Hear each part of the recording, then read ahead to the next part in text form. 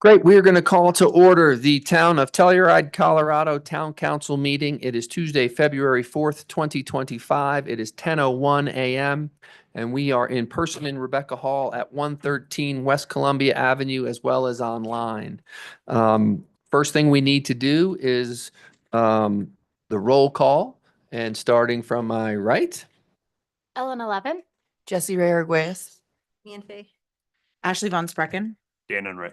And myself, Teddy Erico. Item number 1 on the agenda, executive session. Town property, executive session to discuss the purchase, acquisition, lease, transfer, or sale of real, personal, or other property interest under Colorado Revised Statutes, CRS, Section 24-6-4024A and Section 4.6.A of the Telluride Home Rule Charter. Do I have a motion to go into executive session? So moved. We have a motion from Dan, a second from me. And Dan, how do you vote? Dan, yes. Yes. Ellen, yes. Jesse Ray, yes. Ashley, yes. Teddy, yes. Approved unanimously. We were head into executive session.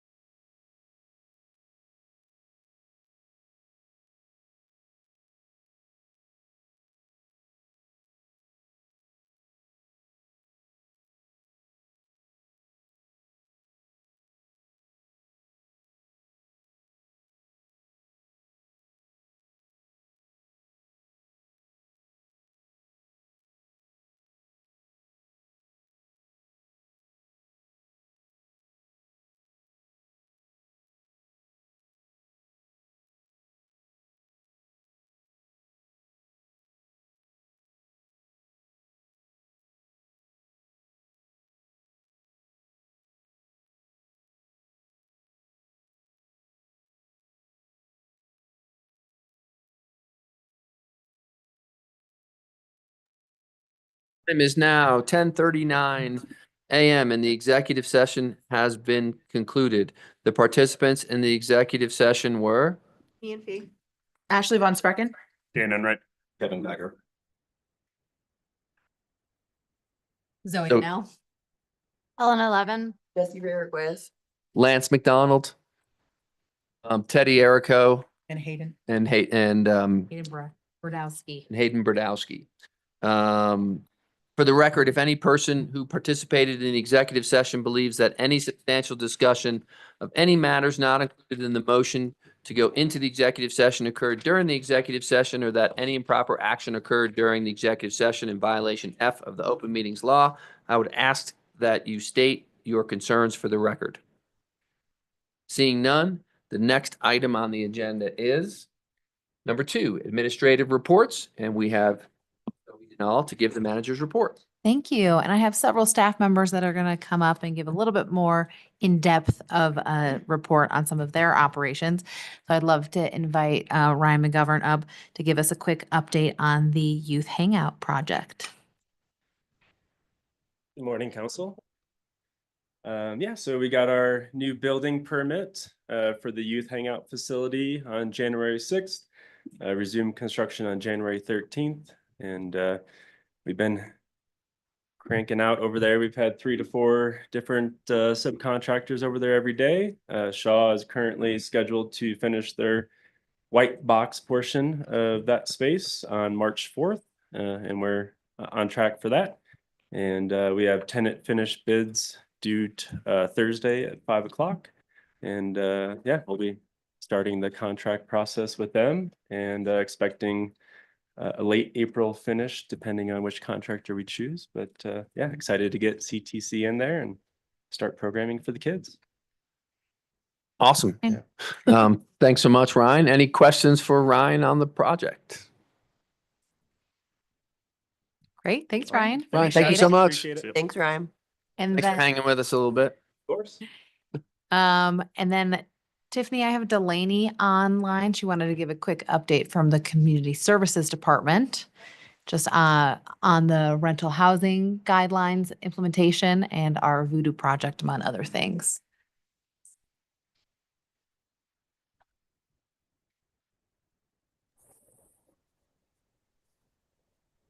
Hi, everybody.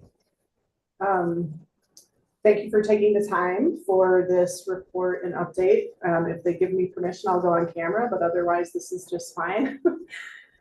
Oh, there we go. Okay. Not sure if you can see me or not, but I know that the THA and Town Council were asking us to start collecting the data in regards to implementation of the new policies, which we have been doing. Maria Gracia has created a wonderful tracking mechanism. It's primarily tied to the financial portions, the incremental rent increases, who's getting a decrease or an increase, et cetera. We're going to expand that further into a different data set that follows all of the qualification standards and where households are falling into those parameters. The breakdown that I provided for the report, and if anybody wants a print copy, I'm sure Zoe can get that to you if you don't have it already. In January 2025, we had 7 lease renewals at Shandoka and 3 lease renewals at Sunnyside. The 7 renewals at Shandoka resulted in 3 rent decreases and 4 rent increases. All of those 4 households at Shandoka who had increases did opt for a 6-month lease and incremental increases. Those increases by household were respectively a 16% increase, 19%, 21%, and 49%. And they all opted for 6-month incremental increases. At Sunnyside, we had 3 lease renewals in January, and all of those resulted in a rent increase. There was a 6% increase, so that tenant received a 12-month lease. They did not opt for anything longer. We had one 19% increase where the tenant did opt for complete implementation immediately in a 24-month lease, which you will remember locks in that rent rate for 2 years. We would do an incremental check-in at 1 year just to see where they're at and have a conversation if they need to prepare for anything more in the future, or if they're staying status quo, that we could tell. The 49% increase, the tenant did opt for a 6-month lease with the incremental increases. February lease renewals, for better or worse, we are still working through many of our February lease renewals, even though it is February 4th. We have tenants who have been slow to complete the required information, and we are doing our best to work through that with them in the next few days. Completed lease renewals at Shandoka, we have 3, which resulted in 2 rent decreases and 1 rent increase of 49%. And that tenant opted for a 6-month lease with incremental increases. At Sunnyside for February, we had 2 lease renewals. Those were both also increases. We had a 19% increase, and that tenant also requested a 24-month lease, and a 59% increase where the tenant opted for a 6-month lease with incremental increases. And we have been having further conversations with them about housing counseling, perhaps, to get into the realm of purchase. As you all know, those opportunities don't come up very often, and the market in Lawson Hill, for example, has been very hot, and things have been moving very quickly. Some of the specifics that I did want to note, and then this will be a repeat a little bit of what happened above, but it is to point out some of the standards that were put into the policies. We did have 2 households who took the opportunity for the 24-month lease, and they were very grateful for that. And so we as staff are grateful that that was included in these policies.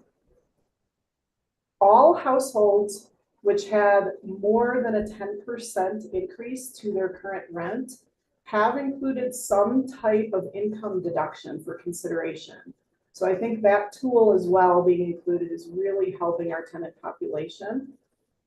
I did want to note, not a single tenant or household had any issues providing the necessary documentation to meet the minimum employment hours at 1,400 hours. Not a single household, or be qualified retired or qualified disabled. I thought that was important to note because I know that was a large conversation for a couple of months about the difficulties people might face with that 1,400-hour limit. And I did want to let you know there so far have been no requests for qualified caregivers. However, we do expect some requests for that exemption in the spring with spring lease renewals. The other update I wanted to give to you had to do with the vacant units at the Voodoo Apartments. When we reopened that application period, there were 5 vacant units. We have filled 2 of those 5 vacant units. The studio has been filled and one of the 3 bedrooms has been filled. We did expect that a second 3-bedroom was going to be taken, and the person unfortunately dropped out within a couple of days of signing their lease. We expect that by this Friday, we are going to have a household qualified for the 4-bedroom unit. We are reviewing their final paperwork today.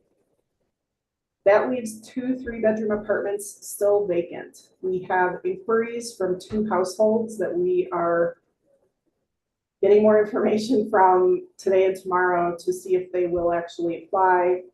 And we do have several town staff vacancies, which could benefit from these remaining units. I had my meeting this morning with Julia.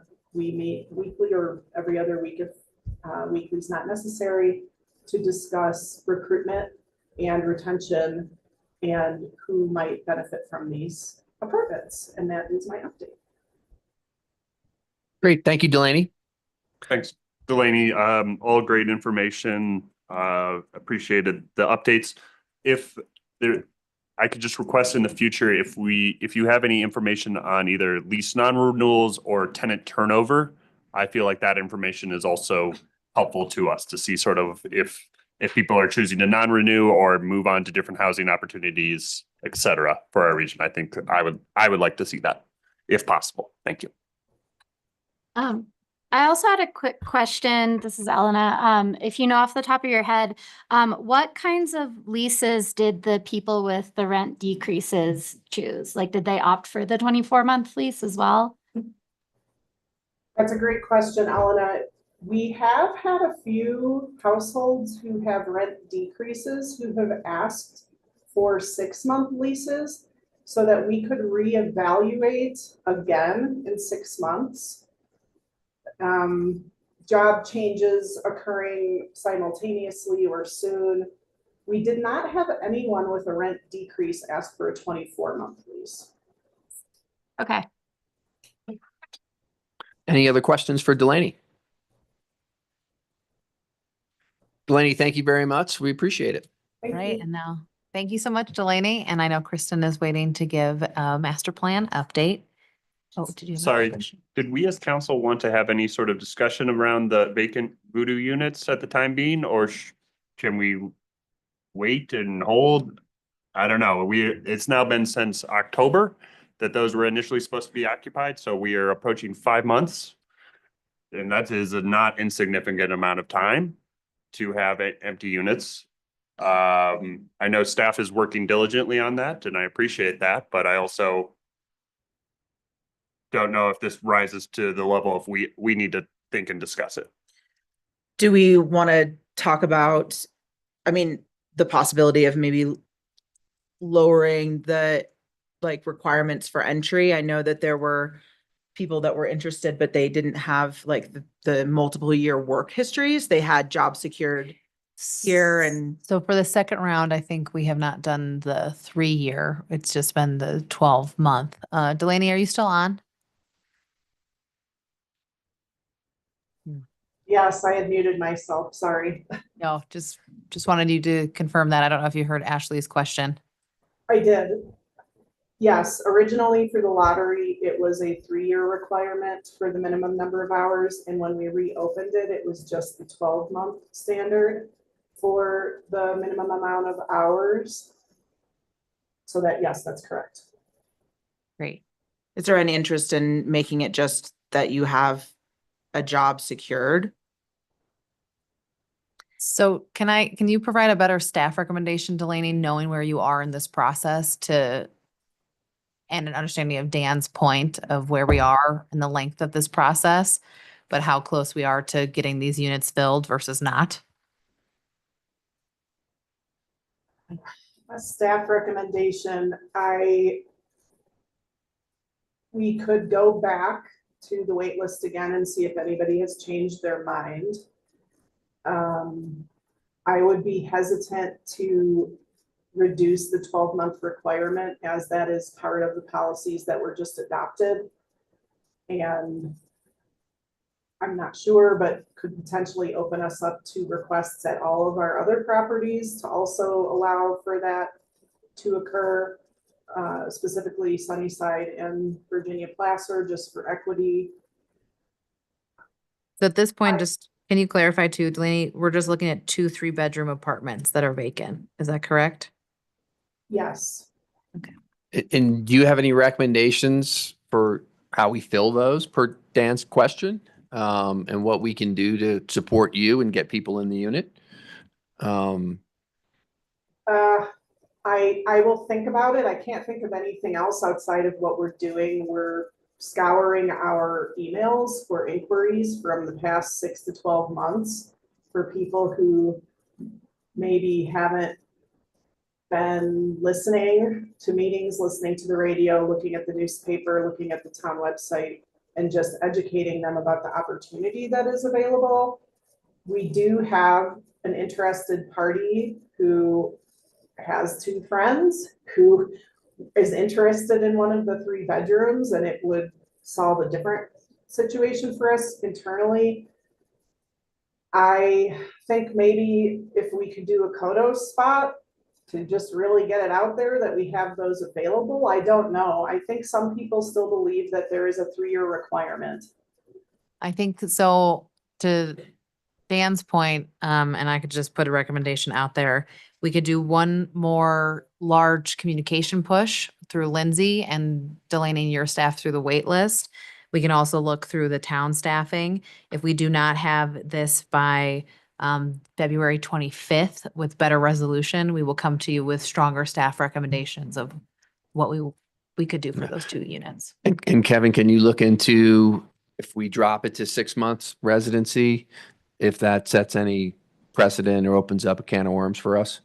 I don't think we need to do that quite yet. I think we really worked really long and hard on the policies that we created. And I think maybe a little bit more education publicly before we decide to look at adjusting the policies that we worked for the better part of a year on developing makes sense. I mean, I think that we've got, it's 2 units. We have 2 available units in this entire town. That is not a lot. I've spoken before about my concerns about 3 bedrooms and our ability to be able to fill those and be flexible with them. But I think let's try and like push out the information to anybody and everybody that like we have these units available and then assess. February. Yeah, it's tough to go against. I agree with you to a certain degree. It's just frustrating when units are vacant. For months. Okay, the staff will do a hard push over the next couple weeks. And we'll come back to you on the 25th with hopefully some more information or a better solution. Great. Thank you for that, Dan. For filled units, hopefully. Yeah, exactly. Thank you, Delaney Thank and you. team. All right, if there's no other questions for Delaney, I'll ask Kristen to come up.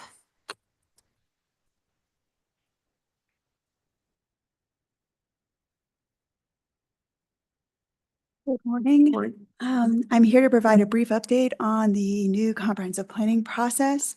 As town council knows, consulting firm Logan Simpson has been selected through a comprehensive RFP process, which took place in 2024 to facilitate the development of a new comprehensive plan for the town of Telluride.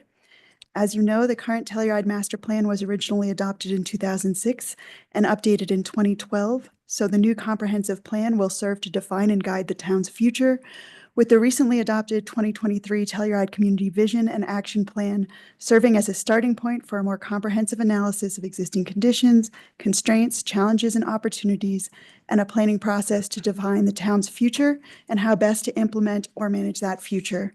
So this is our next step, and I just wanted to give you a really quick update on status, timeline updates, etc.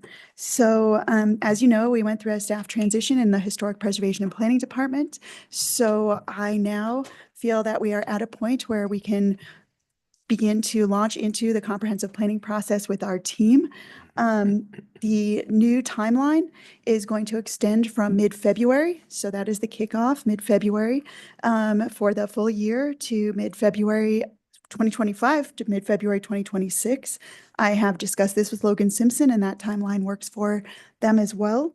The projected completion date, while it is February 2026, we are aiming to complete the whole comprehensive planning process by the end of December 2025. And then there will just be a couple of items left in the scope of services, which include the adoption piece, as well as that final community update piece that will take place as sort of a kickoff and celebration in the new year. So that's the vision. Next week, town manager Zoe and I will meet with key members of the town's consulting team from Logan Simpson, Western Spaces, and GBSM to initiate the project. As you know, the town strives to ensure participation of citizens and community engagement in every stage of decision-making. and the participation of our citizens, developers, landowners, business owners, full and part-time residents, appointed and elected officials, and other stakeholders throughout the community is paramount to the success of this new comprehensive plan. So included in the scope of work, as you know, but I want to emphasize that to the community at large, the consultant will both develop a plan for that community engagement and branding component, and then facilitate extensive community engagement opportunities throughout the next year to ensure broad and inclusive participation. And so I will be working closely with that consultant just to develop that initial plan that will take place between now and early March. And the kickoff for community engagement will be in March, including as a starting point, one-on-one interviews with town council members, with the Planning and Zoning Commission, and then some broader listening sessions in the community and other community engagement opportunities, both in person, online, using lots of media and outreach components. So I would like very much to be able to provide you as town council with monthly updates very briefly, either as quick 5 minutes as this is, or in writing in Zoe's updates to town council on a monthly basis, just so that you feel that you are looped in on status, you see progress and momentum. The last thing I will do, if I can do this quickly for you, is share the updated Gantt chart sort of framework for the timeline for this project. And this will be also, hang on one moment, let me pause for a moment and locate it. 1 second. Okay, so this will also be included in the record for this meeting. So as you can see, there are 3 phases, and you'll remember this from the RFP process. Phase 1, foundation, kicks off in mid-February with Zoe and my initial meeting prior to that with the consultants, and then moves quickly forward so that phase 1 is completed by mid-May. Phase 2, the visualizing livability piece, carries on from there forward, wraps up, elements wrap up by mid-October, late October. And then phase 3, that plan development, that is in high gear throughout the fall, all the way through the end of the calendar year. And again, with the aim to have that piece completed and then move into that final adoption, planning and zoning, town council, and then also that outreach celebratory piece for the community. So that's a brief update. Again, this will be, available to the public and to yourselves in more depth, but I just wanted to give you a quick update on the timeline based on my communications with our new consultant. So thank you very much. Happy to answer any questions. Great. Thank you so much. Anyone from council have any questions? We're going to book the updates. Thank you. Yeah, thank you. Absolutely. All right, now it's time for my rigmarole of other departments to give a quick update. Quickly from our communications team, the town of Telluride is now kicking off bi-monthly Telluride merchant meetings on the first one being Tuesday, the first one being this month. These meetings will take place on the second Tuesday of every month, providing local businesses with updates on town initiatives, programs, and regulations. These meetings create a space for businesses owners to stay informed, ask questions, and engage with town staff. So really looking forward to having a more robust meeting cadence and engaging with our business community. Also, from our Spanish language accessibility and continuing the access to our Spanish-speaking residents, the town has added a Spanish option to its phone tree and is now publishing town council agendas in Spanish. Spanish language interpretation is available by request for any agenda item.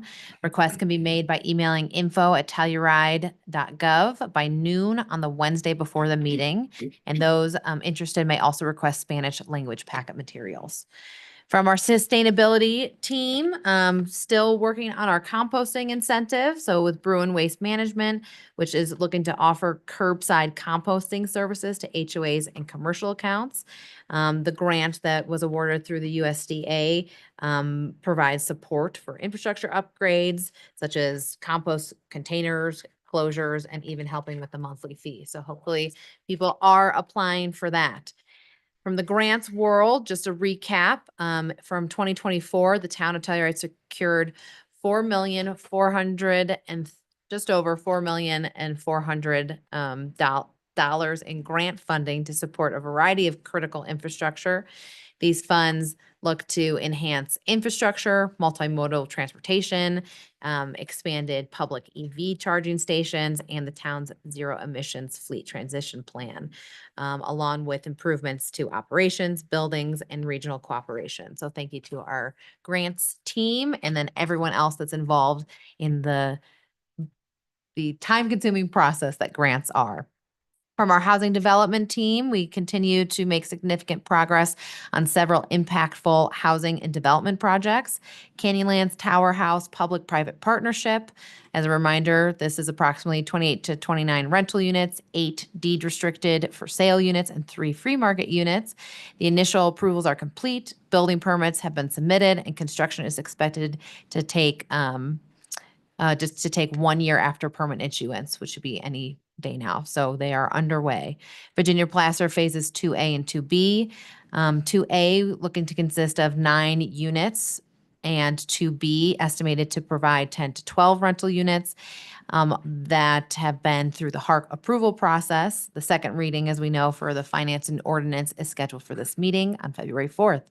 Shandoka Building F, phase 1 is complete with further remodel refresh of the 9 existing rental units and the addition of the 3 new studio rental units. Move-ins are complete and the project is under its warranty period. For phase 2, which is a remodel refresh of 14 existing rental units and the expansion of 2 to 3 existing units and the addition of 3 new studio rental units, construction is underway and expected completion by November 2025. We will continue our work with Lot L and Chair 7 Car Hinge redevelopment.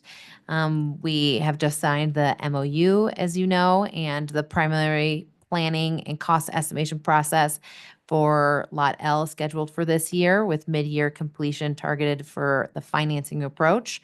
And for the Car Hinge Chair 7, phase 2 planning and preliminary engineering is advancing, and the conceptual PUD and subdivision applications are hoped for the mid-year as well. Voodoo Employee Rental Housing, thank you, Delaney, for that update. Moving on to our clerk's department. Rentalscapes. So our STR license holders received a notification from Rentalscape during the week of January 27th regarding a release of this newest licensing platform. So this has been quite a process for our clerks and for the rental community. So we're so grateful. But this new user interface will have a slightly different appearance, and the update brings significant administrative enhancements. Notably, the town's STR administrator will now be able to update an account user without requiring a support ticket, streamlining account management. So we are getting better and better at this process, and we thank everyone for their diligence as we work through bug fixes and updates. From a Cora request perspective, the clerk's department has a new Cora software, Just FOIA, which is now fully implemented and live on the town's website. In 2024, we saw an increase in Cora requests by 70% compared to 2023, just showing the growing demand for our public records. So Just FOIA platform will introduce automated workflows, improves efficiency, and significantly reduce staff time required to process these requests, really ensuring a more responsive and streamlined public records request process. So thank you to them for implementing all this new software.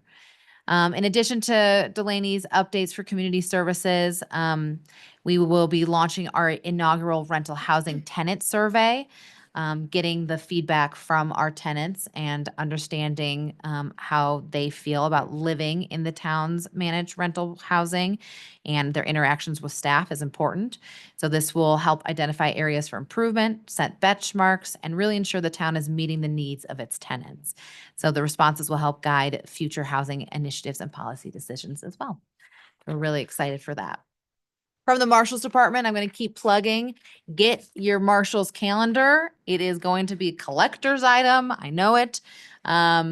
We only have, I think, a handful left, 30 left. So they're only $30, so get over to the Marshals Department and help support the Marshals Department Scholarship Fund. Parks and Rec, in addition to the youth center or the shed, just an update from Recreation. There's new equipment for Nordic trail grooming. They introduced a Ranger 4x4 and a new groomer for Town Park Nordic Trails. So this will really help improve trail maintenance and enhance the user experience. And spring and summer programming, it will be released in early February. So details of the upcoming activities are soon to come. And just a shout out for special events. Our special events manager, Amanda Baltzley, attended the 2025 Durango Event Planning Conference, and she was asked to be a keynote speaker alongside the Arts and Special Events Director from Moab to really just talk about Telluride's event landscape and facilitated the innovation for large events breakout session. So thank you, Amanda, for representing the town and being a key speaker for that. Finally, for Public Works, streets and sidewalks, the Colorado Avenue bump out accessibility ramps. They will continue to coordinate this project with KSK, the contractor based off of Grand Junction. And we will continue to provide updates and collaborate with businesses to minimize disruptions during the important construction to really make our town more accessible. Always going to keep plugging snow removal. So make sure you're signed up for our snow removal notifications. These courtesy notifications really, I think, are beneficial to the community to understand what our priority streets are and what the routes are going to be for our snow removal operations. So visit bit.ly/TOT streets or text snow to 38276.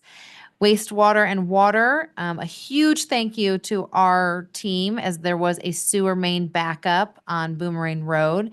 Public Works successfully cleared the sewer main backup on Boomerang Road, and it was fully back in service. And they had to work overnight and during the weekend. So thank you to that on-call team. And as well, our team is continuing to enhance water quality and compliance and has new tracking software for fog and backflow prevention. So thank you to them for working on that. Wastewater dewatering unit, we have a competitive bid for the installation of a redundant wastewater dewatering unit.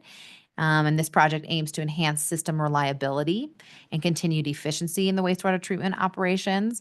And also for our First Street bridge replacement, there is a new posting as we seek qualified contractors for this critical infrastructure improvement. So with that, that concludes all I have from the manager's report, unless you have any questions. Great. So much, Zoe. Any questions? Thanks for your always thorough report, Zoe. Going all the way back, and sorry, I didn't get the name. Was it Business Council? What did you labeled it? The new. Telluride Merchant Meeting. Thank you. Yep. Telluride Merchant Meeting. We're open to suggestions for names always, but yeah. How had we informed people of that? How had we sort of spread the word? Did we use our business licenses or? Yep, full business license list. To all of our business licenses.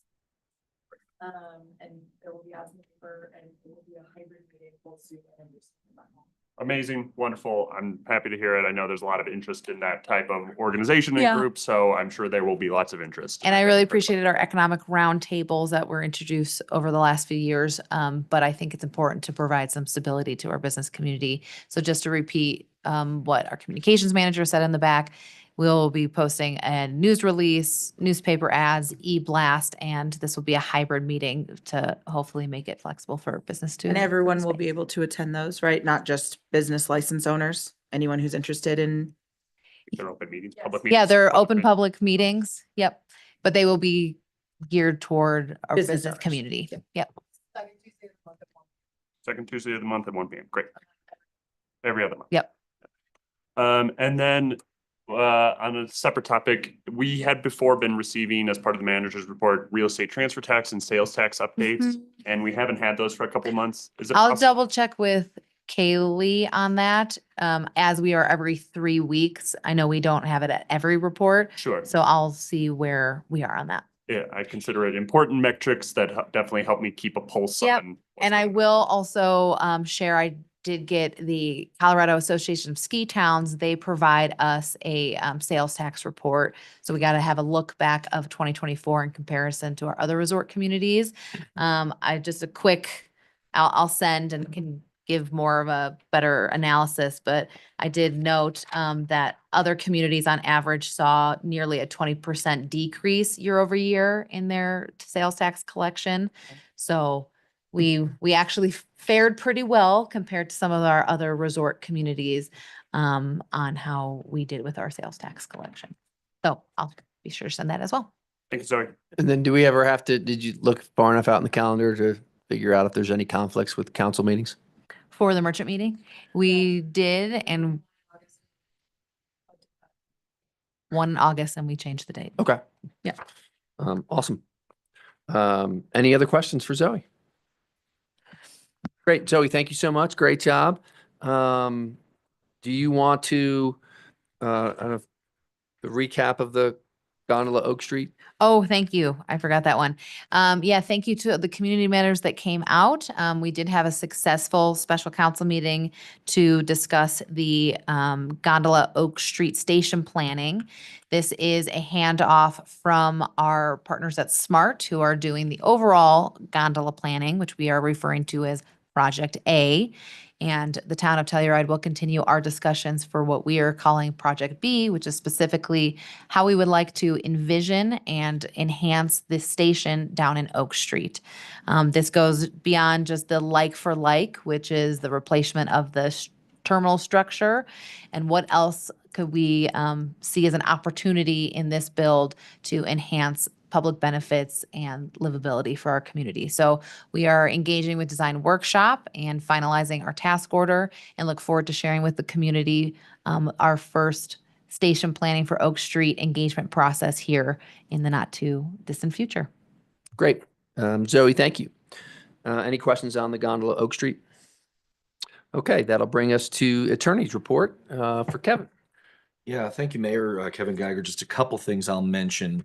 One is we're still involved in some legal briefing on the contest to ballot question 3A. As you know, that's a smart ballot question. They're taking the lead on that litigation, but the town has been named as a party, and there's also some recent media stories on it that I'm sure you're aware of, but we're pretty close to the final briefing on this, and I would expect that that'll probably conclude this week or next week.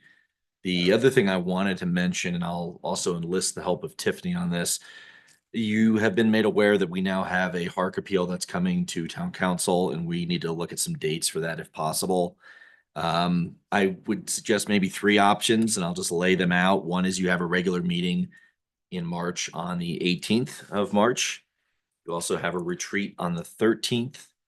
You also have an option of doing a separate special meeting at a date that would work for everyone's schedule, and we would separately notice it for that special meeting. So just want to open that up for some discussion. We do want to set this pretty quickly because there are timing constraints, and also there is a transcript that's being provided as part of this as well. But Tiffany tells me that for the transcript, we can meet any of those 2 dates I mentioned. The appellant does not object to March 18th or the 13th, even though it's beyond the 30 days. Okay, Kevin, do you have an idea how long you think it will take if it's going to be part of an existing council meeting? That's kind of my big, It's love hard to yeah. incorporate it in one, but if it's going to be a long process, and then that might overwhelm us for other topics. I think with the couple of recent appeals that you've had, you've been pretty diligent on giving a limited period of time and expecting, a concise statement of the positions. I think it's been 30 minutes per side. So you've been able to conclude usually within 2 or 3 hours. That's probably reasonable for this one as well. But I don't think it's much less. Okay. Any thoughts, preferences from council? I think we should do it on the 13th and leave the council meeting as is, just because the public tunes into these council meetings, and I think I'd rather the topics be broader than. Can I also ask Tiffany, I have on my calendar that the 13th Thursday, that's the town council retreat. So we could still be utilizing that efficiently with other items that might come up for the retreat as well. That's a good idea. I like that. Yep, works. It's for me. So preference is to set it for the retreat on March 13th. It's a Thursday. We're thinking 2-ish hours for the actual meeting and then plus our retreat time, So- If needed. I don't know. 3 hours. Okay, very good. Thank you. That's it, Mayor. Great. Kevin, thank you so much. That brings us to council reports 2C. We will start with Elena. Yeah, I have a couple. We had a heart meeting on the 15th, and I'll keep this pretty brief. One of the issues that came up, or one of the items on the agenda, was an appeal hearing within Hark that we just set a date for, so I won't go too much into that. Should I talk about that? Yes. The No. appeal? No, I shouldn't. Okay. And then the other interesting things, that the North Aspen project that I've talked about before, is just still looking to be a really challenging, build. The land use code came up a lot in the deliberations around that. It's, 420 North Aspen. They are, really trying to figure out an appropriate mass and scale for that neighborhood. And there's just some existing limitations that have just made that an ongoing application that still has not passed the HARC project or the HARC process, sorry. And then the other interesting one that I wanted to talk about was 133 East Colorado, which is the building or the lot next to the Roma building. And so that was passed with a couple small conditions. But the big things that were talked about were kind of the roof form and overhang on the 3rd floor. And if that, being visible was a concern, and there was consensus that we kind of wanted to try and have that be not visible from the pedestrian view. And then figuring out how to address the alley. There was some designs with a protruding structure, and they were going to kind of rework that to make that a little bit more subtle in the alleyway. So that has passed on on Colorado Ave. So not too much to report there. I went to a CAFE meeting, and I wanted to report that they are printing Know Your Rights cards. So we'll have cards that just summarize different the rights that you have if you're approached by ICE or other law enforcement. They're in English and Spanish, and those will be ready. We'll probably distribute them through Tri-County, but I don't think we have a plan yet for distribution. There are packets from the Solidarity event that we had a few weeks ago, and those are available at the Med Center, Telluride Arts, and the AHA. You can also contact Tri-County if you would like some of those packets to have at your organization or your workplace, if those would be helpful. They're just information packets about immigrants' rights and the changes in administration. So there's some helpful information in those. The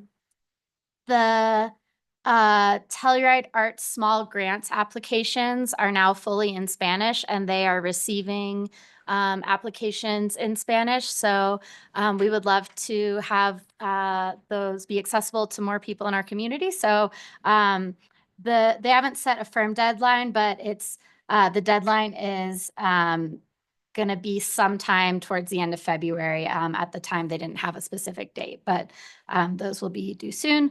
The other interesting thing that came up in the meeting was we talked about Cover All Coloradans, and this is an expanded health coverage opportunity for undocumented Coloradans and to children born outside of the country and for pregnant people and up to a year after birth for those giving birth. HIPAA protects all patient information, so this is a safe way to get health care for our undocumented citizens or undocumented people in our community. And if you want more information about that, you can call Tri-County or drop into San Miguel County Health Department and Human Services and get more information about that program. And then I had, my other report was from the Colorado Association of Ski Towns, which I went to with Zoe and Hayden and Mian. So I'm going to let Mian take some of the topics, but I just wanted to touch on some things that I found particularly interesting from that meeting. They did a presentation on geothermal heat, and something that I found fascinating was how efficient these heat systems and these energy systems are when they're networked.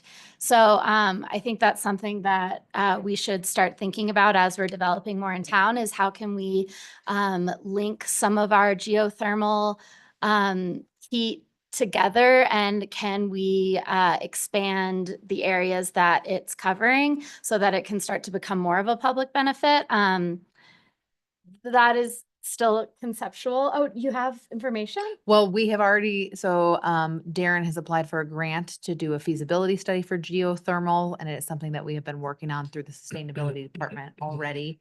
We'll continue to engage, especially as the federal level also has an interest in geothermal. So out of all the environmental things, I think that has a lot of promise for us in the future. And what I learned was it's great in our town, like not all geography lends to it, but ours actually does.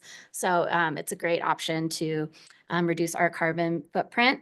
And they can be used for snow melt as well. So that's like an interesting thing to just start thinking about. We put a lot of effort into snow removal, but Vail had a really interesting system where they used geothermal for their snow melt in their whole town. So a lot of opportunity there. You can also use existing boiler systems as the infrastructure if you want to convert existing buildings, like if you want to retrofit anything, if it has a boiler system, it's really easy to convert. So I thought that was fascinating. The other thing that I wanted to mention was there is a bus tracking system in Breck that I thought was fascinating. So we're starting to kind of discuss if that's something that could work here for us. And Lindsay and our IT team have actually already been working on this for quite some time. And she loves my follow-up email after our conversation as well, but that is something that they have been working on. So thank you for already being proactive in that. And I think that's all I have. Great. Thank you. Jesse Ray? I just had an open space yesterday and we discussed doing river restoration for Area Reach 3, which butts up against some Forest Service land and is kind of close to Shandoka. This would get the river back on its original track before the railroad grade came in. Preserving wildlife is obviously of the utmost importance, and when we re-vegetate the old river bed, we'll do it with native plants. We did a similar project on Area Reach 1. Was it 4 years ago, Lance? 5 years ago? 5? And that was a success. And then we also reviewed our goals and objectives, our work plan for the next year. And a lot of the things we're continuing to do, like monitoring forest health and wildlife monitoring, as well as the pilot program for the goats, which is a new addition. Awesome. And Thank that's you it. very much. Mian? Okay. I briefly attended while I was at CAS the Colorado Flight Alliance meeting. There was a new board appointed. The president of the board is going to be Mike Hess, and vice president will be Dirk DePachter. We do still have two seats that are going to need to be reappointed soon. One is the Telluride Tourism Board seat, as well as Town of Mountain Village will be reappointing after their June election as well. Flights are pacing in line with everything that we've seen in the past. So there's nothing, there's really no major updates in regards to the flights. Yeah, sorry, end of sentence. I also attended a number of gondola meetings, both subcommittee leadership and then the kickoff to station planning as well, just for the public to be aware of. You know, we will continue to have a number of public meetings in regards to the redevelopment of envisioning for Chair 7. No, sorry, for Oak Street Plaza. And so we hope to see as many friendly faces there as possible. But what we will be looking at is the actual station itself. There are two different lines of financing for that particular project. The gondola structure itself will be replaced like for like through the course of the rebuild. And then the town of Telluride will be looking at what other possibilities could be utilized on the site. The land itself is owned by Mountain Village. We are in negotiations to come to an agreement on a 99-year lease that will allow the town to develop that space as we decide through the course of these meetings. Some more information will be coming forward to the public, and we look forward to seeing everybody attend. Then I also was at CAST as well, and Elena spoke to the geothermal presentation, which was really exciting actually to see. It felt like a very easy and viable renewable energy source for us. And it was nice to actually hear that it's one of the few renewable energy sources that the current federal administration is in favor of. So I think that it's going to be a lot of opportunity there that we will be able to take advantage of. I also sat in a session regarding ski area partnerships. We heard from the mayor and the COO in Breckenridge, as well as the mayor and president of Winter Park. And I had the opportunity to kind of sit with the mayor and president of Winter Park last year as well when we did a gondola tour. And it was really illuminating to see these areas. And the ski areas are run by two different companies, but to see them all kind of collaborating the same way in regards to all of the challenges that we see in these ski destinations. So affordable housing, transportation, and economic development. And to see the groups working together so well was really heartening. And they definitely had some key takeaways that I hope that we can implement here in the destination. And then we also saw a presentation in regards to a study that was done for economic mobility and equity, which was incredible. We're going to actually get the final study when it's published.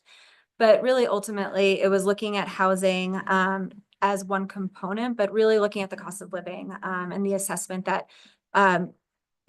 data points that we should be looking at in order to ensure that the people that are living and working here not only have housing stability, but truly have the ability to have economic mobility within the destination to be able to make lifelong livings here. So once I get that study, I'll obviously make sure that we can share it as publicly as possible. And if you do want to see that, just let me know and I'll be able to send it out to anybody that wants. I think that's it. Great. Thank you very much, Mia. Ashley? I attended Parks and Rec on January 22nd. It's a good meeting. Basically, we got the Winter Club check-ins from the Figure Skating Club, the Nordic Association, the Curling Club, and Lizard Head Hockey Club, just about their facility use and participation and all that. Everyone seems to be doing well, and the winter sports are in full swing, obviously. And then for action items for that meeting, there's kind of just two big ones. The first one was the use of the Bear Creek Field for the Jazz Festival. That was an allowance that was made, kind of a negotiation last year. That was approved again.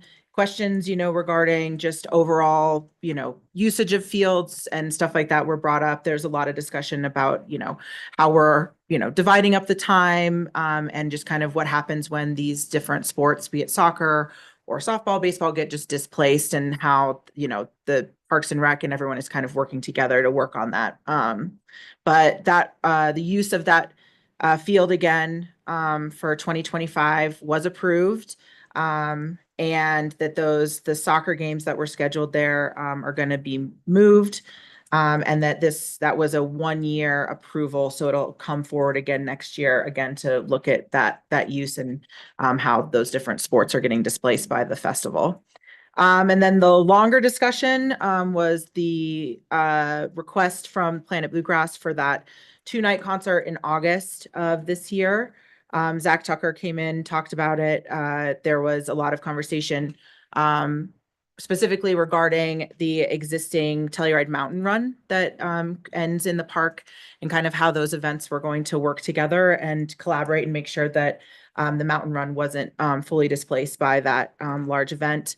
And then again, same just kind of discussion about logistics and just overall facility usage and handoff between the different festivals, going from the concert to Film Fest, and how that was going to work. There was a motion to approve the use. It was for a 1-year approval only, that there was going to be a management plan set up with the Telluride Mountain Run for that, and that any of the other agreements or managements would be figured out for the other overlapping festivals and uses in the park, and that was passed 5-0.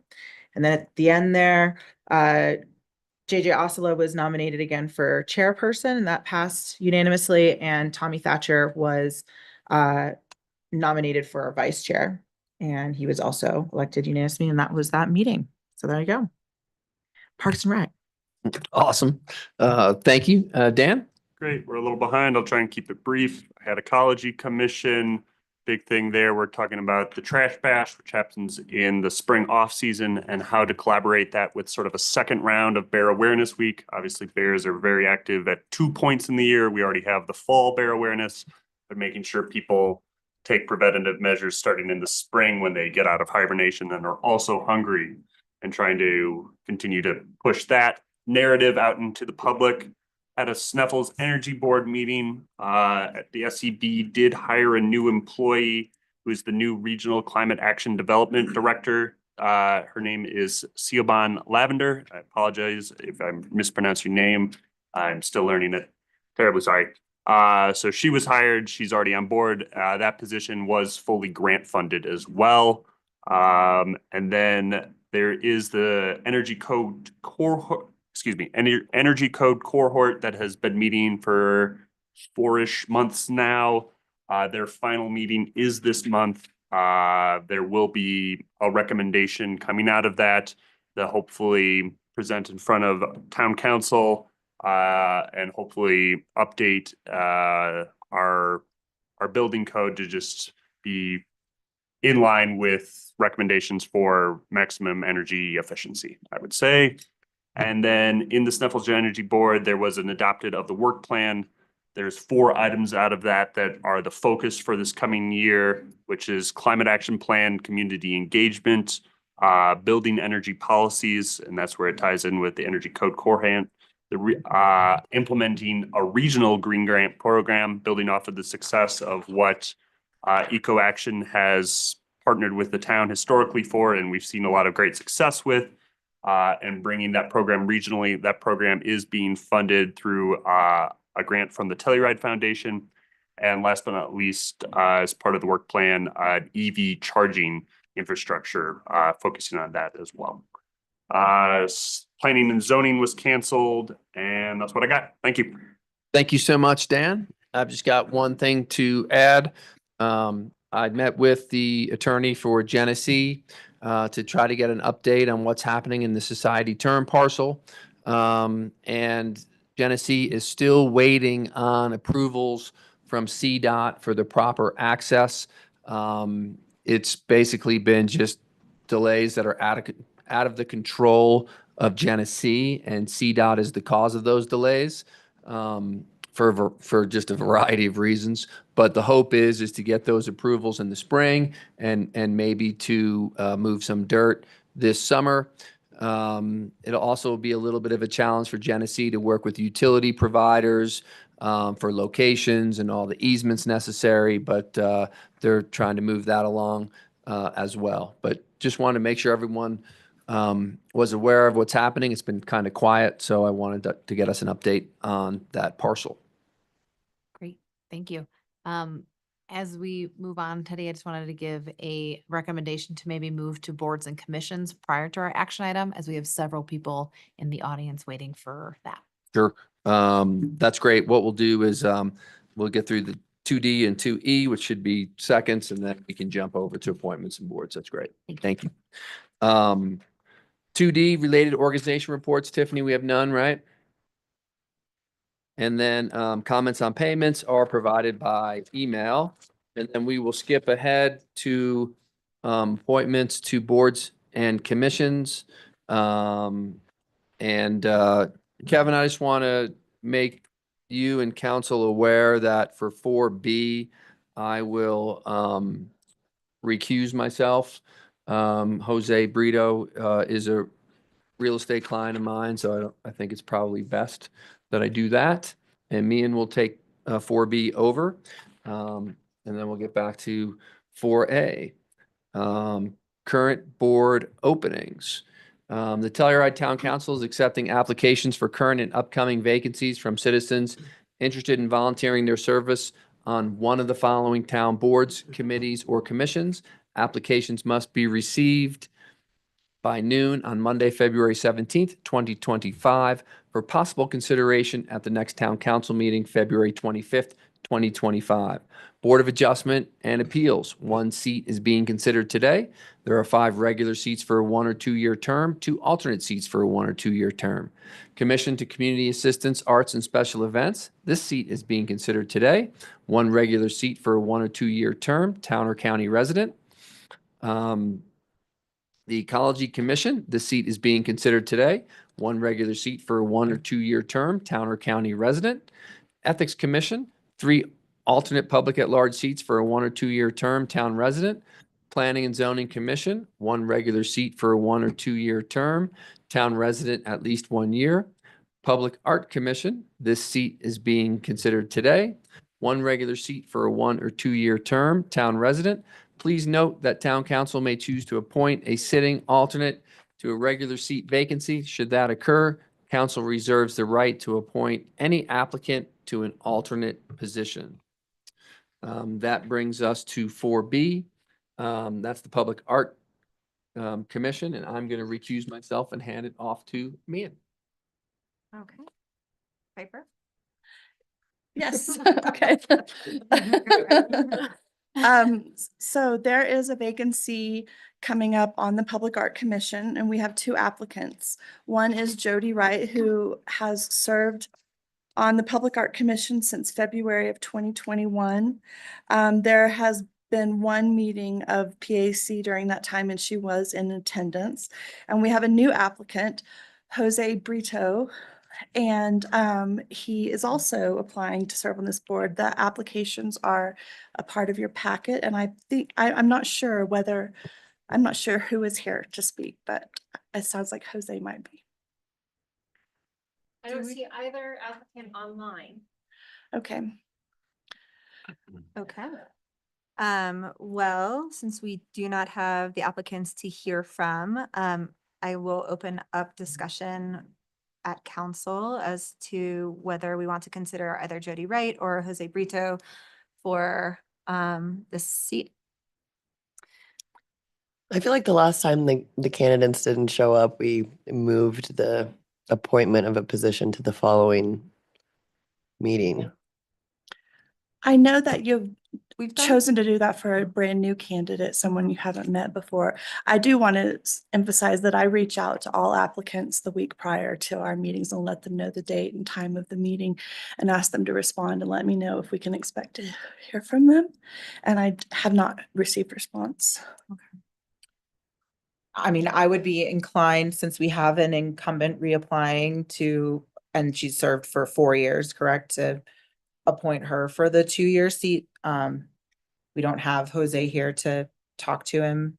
So that would be my inclination, but I'm also fine. We want to move it if that's how people feel. I take your point, and I think it's a good one, Jesse Ray, but I also think there is a little bit of a difference between a board that has met once in approximately 4 years to a board that meets every month. Yeah, good point. So in this case, I am slightly inclined to reappoint the incumbent.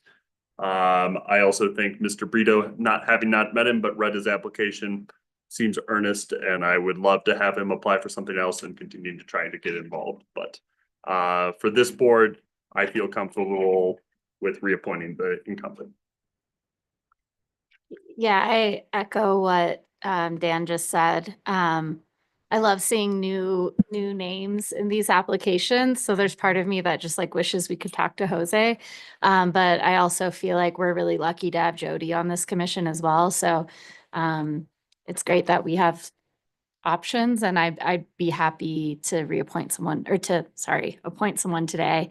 And I don't see any reason to not reappoint Jody, as she's I know her work in the arts community, and I feel like she's a good fit for this board. I can do a motion. I move to appoint Jody Wright to a regular seat on the Public Art Commission for a term of 2 years effective February 14th, 2025. A second. Do we have any further discussion? Okay, how do you vote? Ashley, yes? And yes. Elena, yes. Jesse Ray, yes. Me and yes, motion passes. We will, oh, I'm so sorry. Did you? So, yours? 2 years. 2 She years, did- yeah, She a did. term of 2 years. Perfect. Okay, we will move on to item 4C. Teddy's back. Thank you, man. 4C is Commission for Community Assistance, Arts and Special Events, and 1 regular seat, and Piper is still here. Thank you. So the term of Claudia's term is coming up, and she has applied for reappointment. She has served on case since February of 2021. Her attendance for the last 2 years is provided in the memo, and her application is attached. If you choose to reappoint Claudia, it's a recommended a 2-year term effective February 23rd. And I believe I saw her in the room. Would you like to come up and say anything? Yeah, we're going to make you go to the microphone, of course. I don't really have much to say. I think it's been such an honor and pleasure to sit on that board and really kind of match our representation of our communities, especially our nonprofits, especially during the grant cycle. So thank you for your considerations. Great, thank you. Any questions? I would entertain a motion. Move to reappoint Claudia Garcia Curcio to a regular seat on the Commission for Community Assistance, Arts and Special Events for a 2-year term effective February 23rd, 2025. Second. Oh. We have a motion from Dan, a second from Jesse Ray. Dan, how do you vote? Dan, yes. Jesse Ray, yes. Elena, yes. Me and yes. Ashley, yes. And Teddy, yes, it is approved unanimously. Thank you so much for your time that you give to the town. Yay. Thanks, Claudia. And then that brings us to 4D, Board of Adjustments and Appeals, 5 regular and 2 alternate seat vacancies. And back to Piper. Thank you. So this is really interesting to get an application to this board. To my research and our records, the last time this board met was in 1991. So there are currently no members of this board, as you all know, but we got an applicant this time, and his name is Connor Tyrell. I'm guessing that's you. And I would just, if you choose to appoint him, it would be effective immediately and under the knowledge that you probably won't ever have to attend a meeting. Best board to be on, to be honest. And is there anything you'd like to add? I did bring some copies of my resumes, but I would love to serve on the Board of Adjustments and Appeals as a project manager with a background in construction, renewable energies, and sustainability. I've spent years working with zoning codes, permitting and processes, and regulatory compliance. I've seen firsthand the challenges that homeowners, developers, and municipalities face when balancing growth with preservation. Telluride has a unique character and a strong commitment to responsible development, and I want to contribute my expertise to ensure that adjustment and appeals are handled fairly. Great. Great. Thank you so much. Unless there are any questions for Piper or our applicant, I would entertain a motion. How long is the term? It could be a 1 or 2-year term. I would just want to say I'm glad that you're interested in this, and I hope you explore some of our other boards and commissions that meet more often. Because there's like some, I think you would be interested in some other ones as well. So I hope this is like the start of the curiosity of getting more involved. I agree, and I would there is a vacancy on planning and zoning in particular I was- that might suit your Yeah, skill set. I was thinking that too, but I didn't want to spoon feed it to you. Yes, I but am willing to accept an alternate seat. I'm not set at appeals and adjustments. I just felt that they needed some love these days. sure, absolutely. And I plan to vote in favor of your application today, which is for the Board of, gosh, what is? Adjustment. Adjustment and Appeals. That's how little I know it because And I'm sorry, I but- did misspeak. It would be for a 2-year term. 2-year term. But also if you are you're not limited to serving on just one board or commission. And Could with, serve on both of this. I would love After an application. after an application, yes, thank you. Could. Yes, yes, in our consideration. I move to appoint Connor Tyrell for a regular seat on the Board of Adjustments and Appeals for a 2-year term effective immediately.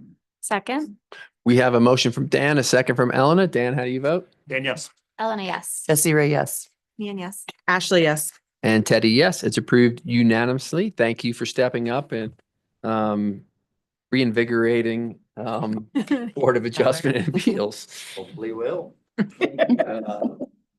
That takes us to 4E, Ecology Commission, one regular seat for a 1 or 2-year term. Yes, so this vacancy was created when Jonathan Greenspan termed out and retired at the last meeting. So it's a regular seat vacancy and we have a new applicant, Molly Teese. I'm not sure if I pronounced that correctly. Her application is attached to your memo. I reached out to her to let her know about the meeting, but I did not hear anything back. So I don't know if she's with us today or not. And Tiffany's confirmed she is not with us today. Okay, Piper, thank you for that. Any questions for Piper, comments? Dan? Comment that I know Molly primarily through her work with Eco Action Partners and do know her through that lens. So I think that there is certainly a lot of alignment there. And I believe I would say that she is more than qualified and has demonstrated care and commitment to ecology generally. And I think she would serve this board well, even though she is not here currently. I would feel comfortable appointing her. I know we've discussed other methods and I'm willing to have that conversation, but I support this application. Great, thank you, Dan. Any other questions? Or just a comment, I know her as well, and I was excited to see her name on an application, so if we want to move this to another meeting, I'm fine with that, but I would speak up to her, her character and her qualifications for this position. But I also am fine if we want to wait to speak with her in person. There are 2 strong comments in favor. Any other comments from council? I thought our application was sufficient and strong enough to appoint. Nope. That's my opinion. I agree with that. Unless there's any other questions for Piper, I would entertain a motion. I move to appoint Molly Teese to a regular seat for a 2-year term on the Ecology Commission effective immediately. Second, We have a motion from Dan, a second from Elena. Dan, how do you vote? Dan, yes. Elena, yes. Jesse Ray, yes. Ian, yes. Ashley, yes. And Teddy, yes. He's approved unanimously. Okay, that brings us, Zoe, I think the best thing is to run the action item after lunch. I think that's fine. Then we'll do. Is there number- anyone online? I just want to check that there wasn't anyone. For the parking, Mhm. there's quite a few members of the public. I'm not sure what items they're here for. I mean, we can Okay. certainly go. I mean, Why if don't we we're, go just in case these members of the public are interested in parking? Thank you, Teddy. yep. Yeah, we'll be a little bit over, but Yeah. we hope. We caught up. Okay, then, we're gonna go back to agenda item 3, action item.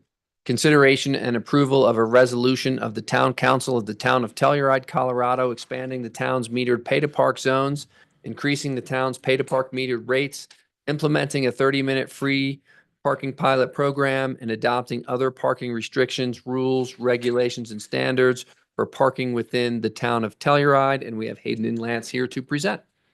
Good morning. Before you is a resolution for 3 changes to the current parking resolutions. The first one is amending the parking map that was approved in November.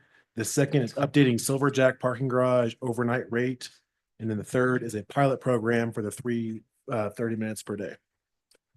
This is the map that was approved back in November.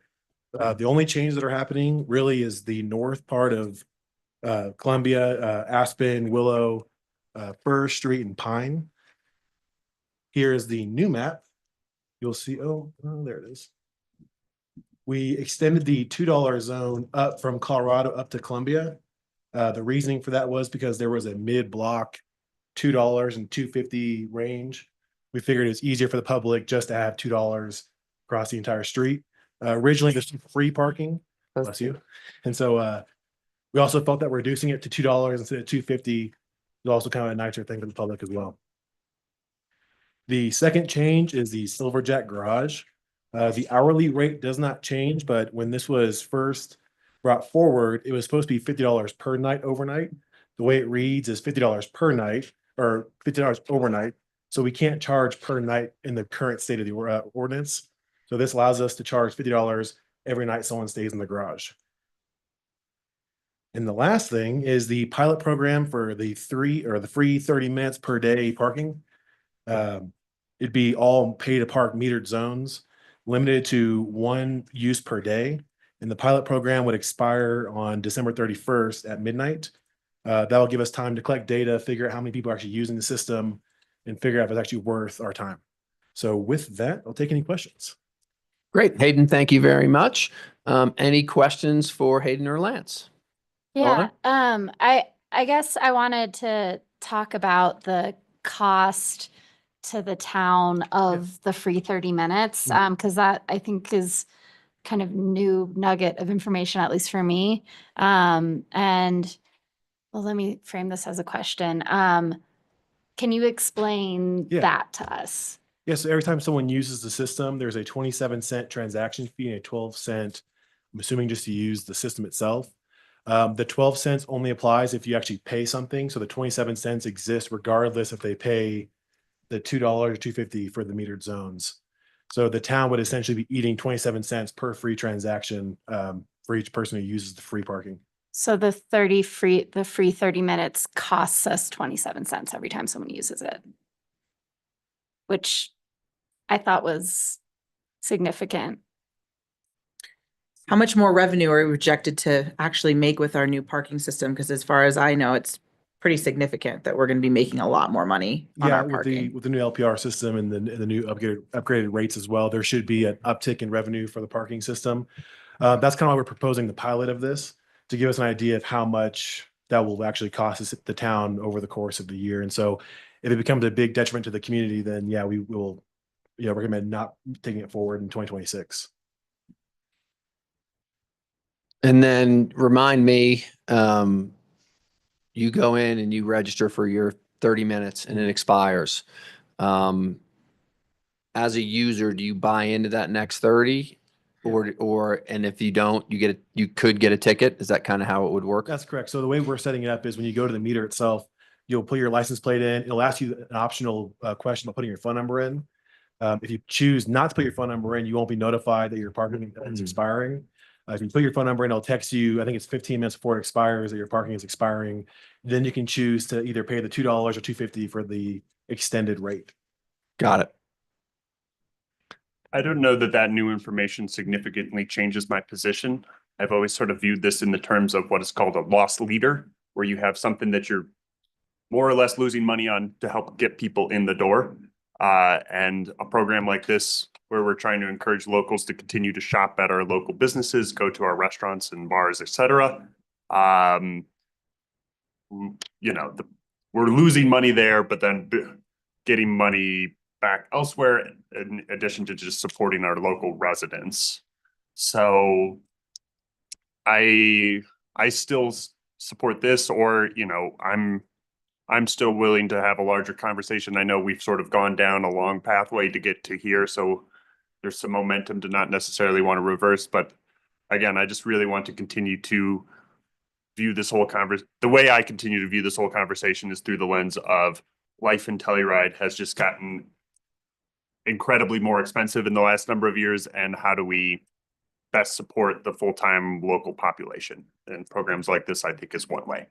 And I think what also helps is that it is a pilot, and the data that we get could outweigh the costs of the money we spend to be able to make changes for upcoming years. Lance? Yeah, I had an answer to Ashley's question. We're planning and budgeted for $400,000 in revenue for the parking meters for 2025. Which is more than what we've budgeted previously, I'm sure, right? Yeah, it's more than we've been receiving. Yeah. Previously, I don't know what we were budgeting. It seems negligible for the amount of parking that we're hopefully the amount of parking revenue we're hopefully going to be generating through the new program. I know that was like, a big thing. So I'm good with it. It hasn't like changed my outlook on it, but I think it was important to call it out, and especially for the listening public, like to just understand the full scope of like what this is, and that it is a cost. Nothing's free. Right. Yeah. Yeah. Nothing is. Yeah. Very true. Like if the town of Telluride's paying for it, like our community's paying for it, I guess is, yeah. But I'm still okay with the pilot program, just to not derail the whole conversation. I wanted to bring up one more thing. I know that Hayden, or Zoe, I mentioned it to you about, I've gotten some public comment about the fact that we don't have free parking on Sundays, and requesting that around some of our religious organizations to have free Sunday parking so that people can attend religious services without worrying about getting tickets or having to pay. It's something that I think is worth looking at. I just pulled up St. Patrick's Church is outside of the parking zone, so that's already in a free parking area. But the 400 block of West Columbia is where the the Presbyterian Church is. The 100 block of South Aspen Street is where Alpine Chapel is. And then the 100 of East Columbia is where the Christian Fellowship is. And I'm just wondering if we might be able to just block those blocks for free parking on Sunday, just to help accommodate some of our, religious patrons and such, especially considering a lot of them are elderly and might not be aware of the different parking changes. Feels a little confusing to me, to be totally honest, only because that's so few parking spaces that would actually, I think we might run into some challenges from the community thinking that there is overall free parking if they're going to church, and if they don't have those spots. I guess my point is, to me, it's like, it's a sign on a block that says free parking this block Sunday. Okay. That like rubs me the wrong way as someone who thinks that religion should just stay out of this room. Can I get free parking when I'm going to Passover celebration? I don't know. I don't love that. I just feel like it's like crossing a line that feels like, I don't know if I feel comfortable making exceptions. Oh gosh, this is hard to talk about. I don't feel comfortable with that. I feel like it's only helping a certain group that has that has physical buildings here, and it's not helping everyone in our community. And that makes me uncomfortable.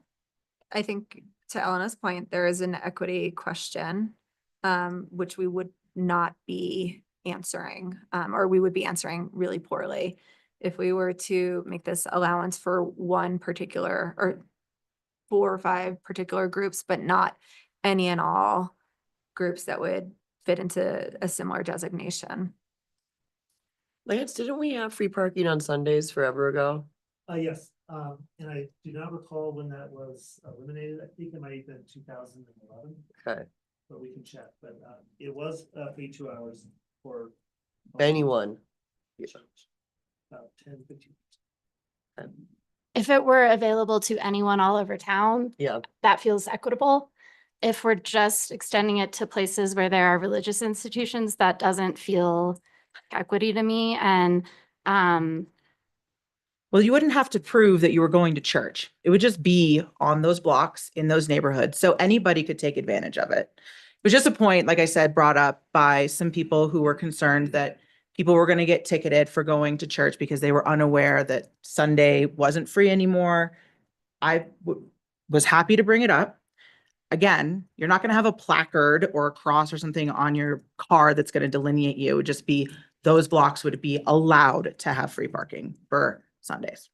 I feel like that's not really getting at the core of why I'm feeling like this isn't appropriate. Like, then why are we choosing those blocks and why isn't it everywhere? If it's not for, like, I don't know. I think we either have our parking enforced on Sundays or we don't, and I don't think it should be adjacent to religious institutions. Any other comments? I mean, one thing we could do is, we still have to hear from the public. If we want to separate out this Sunday discussion, and give it more thought, that's probably a good idea instead of attaching it to this. And because it's, there is a little difference of thought. And we don't really have preparation from Lance and Hayden on how to answer that question. So we're kind of putting them in the hot seat to not be able to respond appropriately to Ashley's question. So that's what I would prefer to do if the rest of council's cool with it.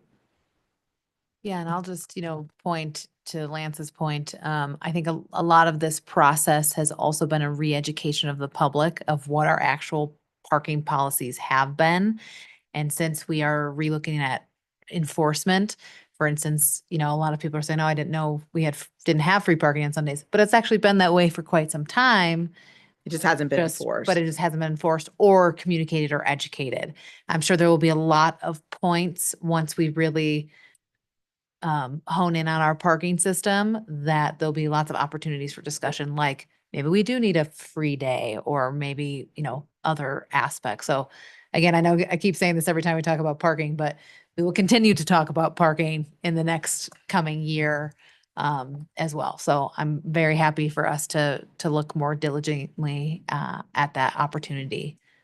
Yeah. If there's an interest from council. I'm happy we don't need to do it as part of this if that's how council is feeling. I just felt like it was a concern brought up to me from some members of the public, and I thought that it was appropriate to at least bring it to you all. Oh, you bet.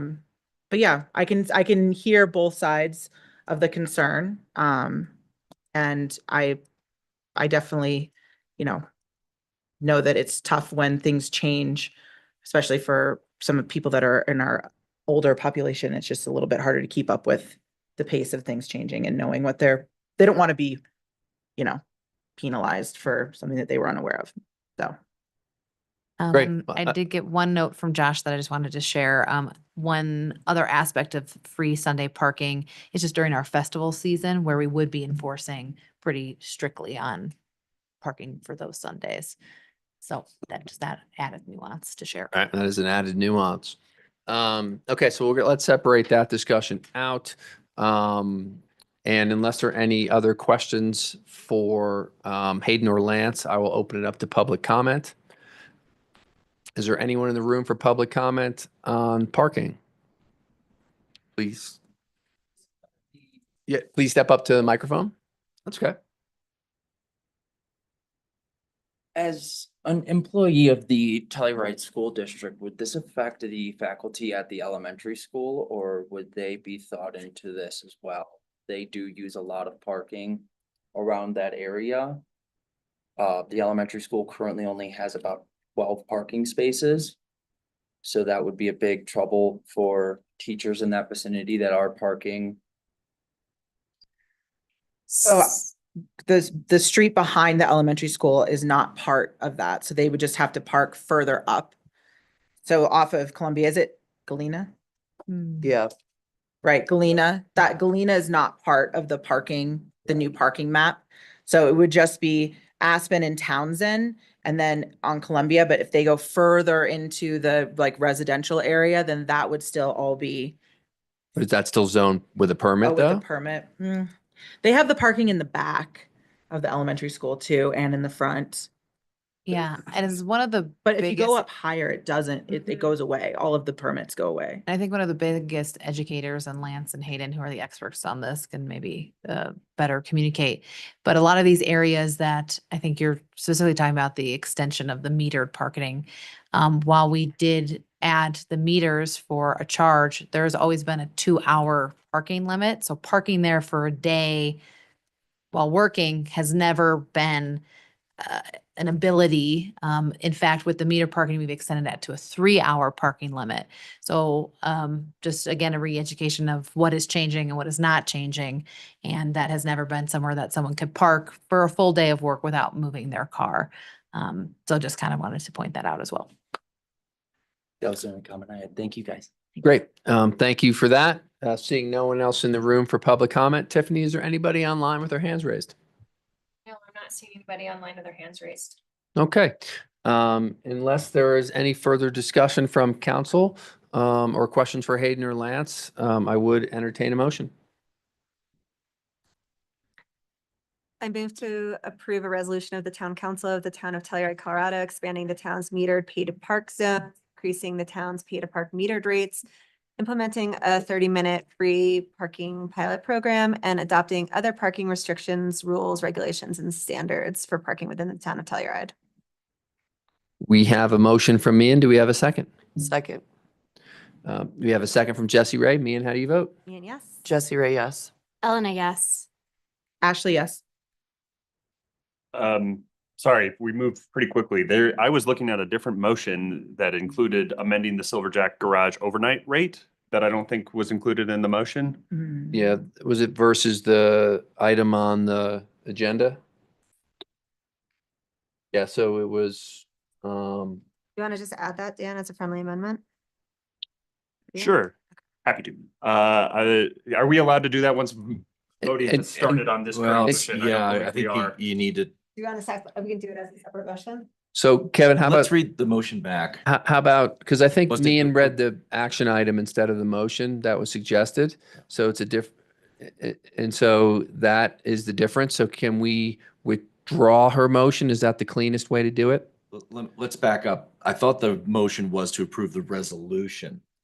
Yeah, so the resolution includes the provision for Silverjack parking, I believe. Let's just check it. Yeah, under item C, sub C. The title's fine. The title doesn't include Silverjack in there, but the resolution actually does. I think the motion's fine. The motion fine versus But- the motion, the separate motion. I If think you're- it's if- fine. If you're okay with it and they're one and the same, then I'm good with it based on your advisement. So right now you are still in the process of voting it, is my recollection. Approving the resolution. Yes. And the resolution has it in there. The Yeah, hourly that's right. parking rate, Silver. Just let's draw it to your attention. It's page 32. And under sub C, it's only about halfway down. Hourly rates for Silverjack set at 2. Okay, That's a good question. thank you for the clarification, Dan, yes. Okay, and Teddy, yes, it is approved unanimously. Hayden and Lance, thank you very much. We will break for lunch.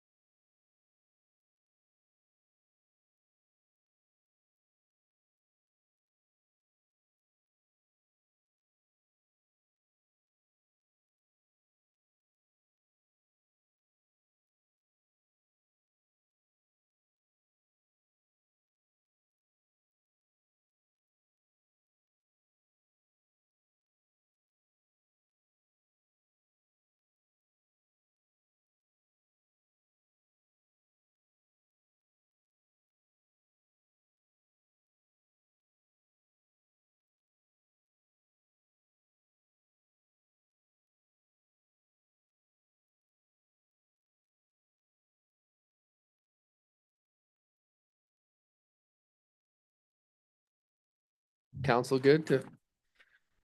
Okay, perfect. All right, sadly, lunch break is over. It's sunny out there and we're inside. But we will get rolling again for the town council meeting.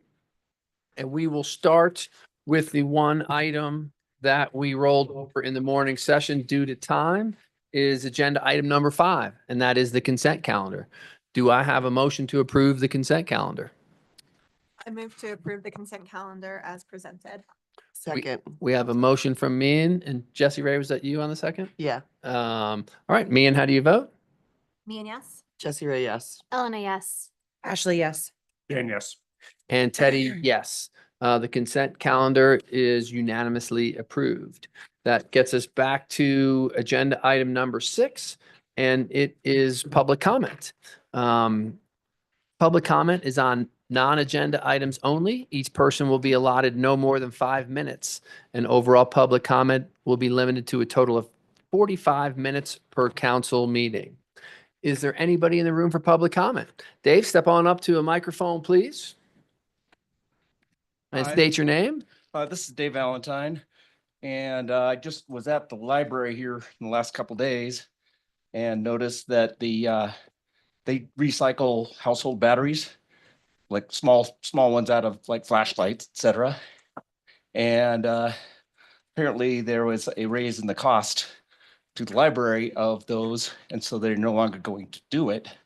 And I was wondering if there's any way council could partner with the library to bring that program back rather than having all those batteries going to the landfill, maybe through the Eco Action Partners or Ecology Commission, just finding some way to to make up that raise in the cost for the library. So I think it's a worthy public benefit to not have those batteries going in the landfill. Excuse me, I ran over here. So No worries.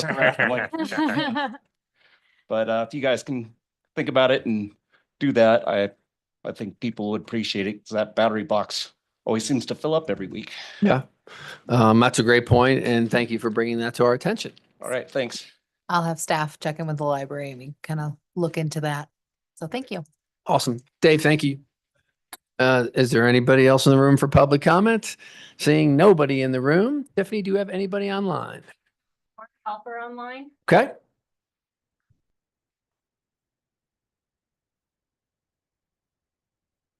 Mark, you're unmuted. You just have to accept the unmute.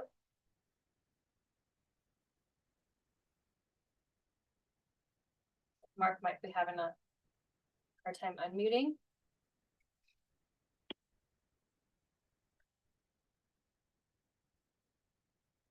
He's the only one with his hand raised at the moment, but he's not unmuting. Okay. We'll give him a second.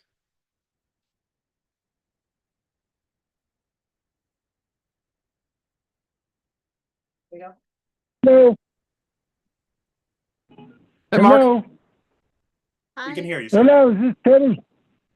It is a town council meeting and Teddy is here. Good afternoon. Hope everyone's well. Thank you for, I am trying to figure out how to navigate this, and I guess I'm successful. Thank you. Great. What can we do for you, Mark? I had a meeting with Teddy, I don't know, 3-4 months ago. It was a very good meeting, very courteous, very respectful. He asked me to submit an email of my recommendation. I submitted the email and no one ever got back to me, not Zoe. And here we are months later, Zoe Donnell. How do we pronounce her name? Danelle. Donnell.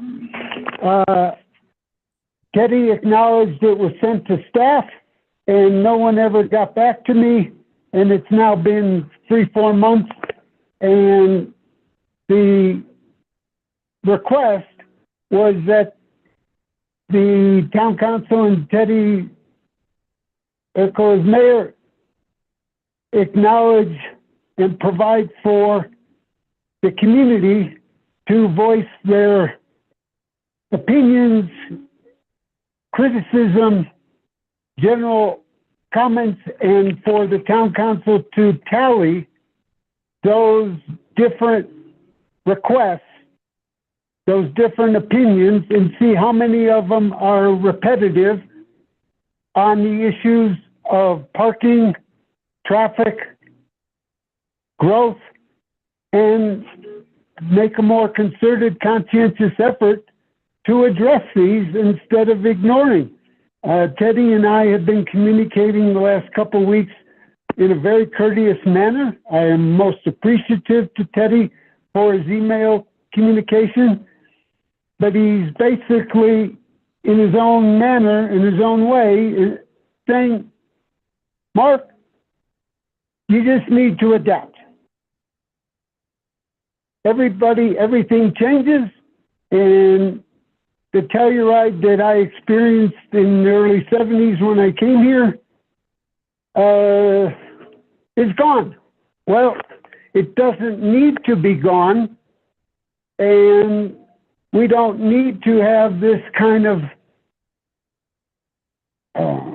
blind awareness if there are significant numbers of the community who say this is important, that the values of the Telluride in the 70s and 80s are critical, unique, and need to be preserved. And all I'm asking is see how many members of the community have similar opinions, views, comments, and the only way to do this is to receive those community comments, tally they are repetitive, and then for the town council and Teddy Errico as mayor to more aggressively address these. Okay, I appreciate the time, the platform. My time at 70, soon to be 76 years old and 52 years in Telluride seems to be one of going by memory, and it doesn't need to be. This community, this town had too much going for it to simply say, well, you need to adapt, and times change, things change. Thank you.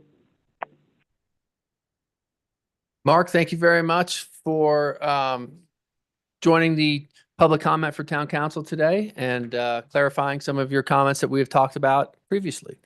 And I would just like to add, thank you so much. And I totally agree that we do want to get the opinion of the public. We have now started last year an annual community survey, which we will do again this year to gain feedback, just as you were mentioning. And we also do community envisioning meetings where we have representatives of our departments for the community to come engage with and provide their feedback. So I think you have some great ideas, and we'll continue to do that work, engaging the public and getting their feedback on those items. Great. Zoe, thanks for chiming in on that. Tiffany, is there any other hands raised for public comment? Okay. We will be closing public comment for the meeting today. That brings us to agenda item number 7, presentations and proclamations. There are none. Agenda item 8, public hearing. 8A, second reading and approval of an ordinance of the Town Council of the Town of Telluride concerning the financing of improvements to the Virginia Placer Phase 2A and Phase 2B housing project, continued from December 10th. And we have Lance McDonald here to present. Thank you, Mayor Errico. The item before you is consideration of approving on second reading an ordinance which would approve the COP or Certificate of Participation Financing for the Virginia Placer Phase 2A and 2B projects.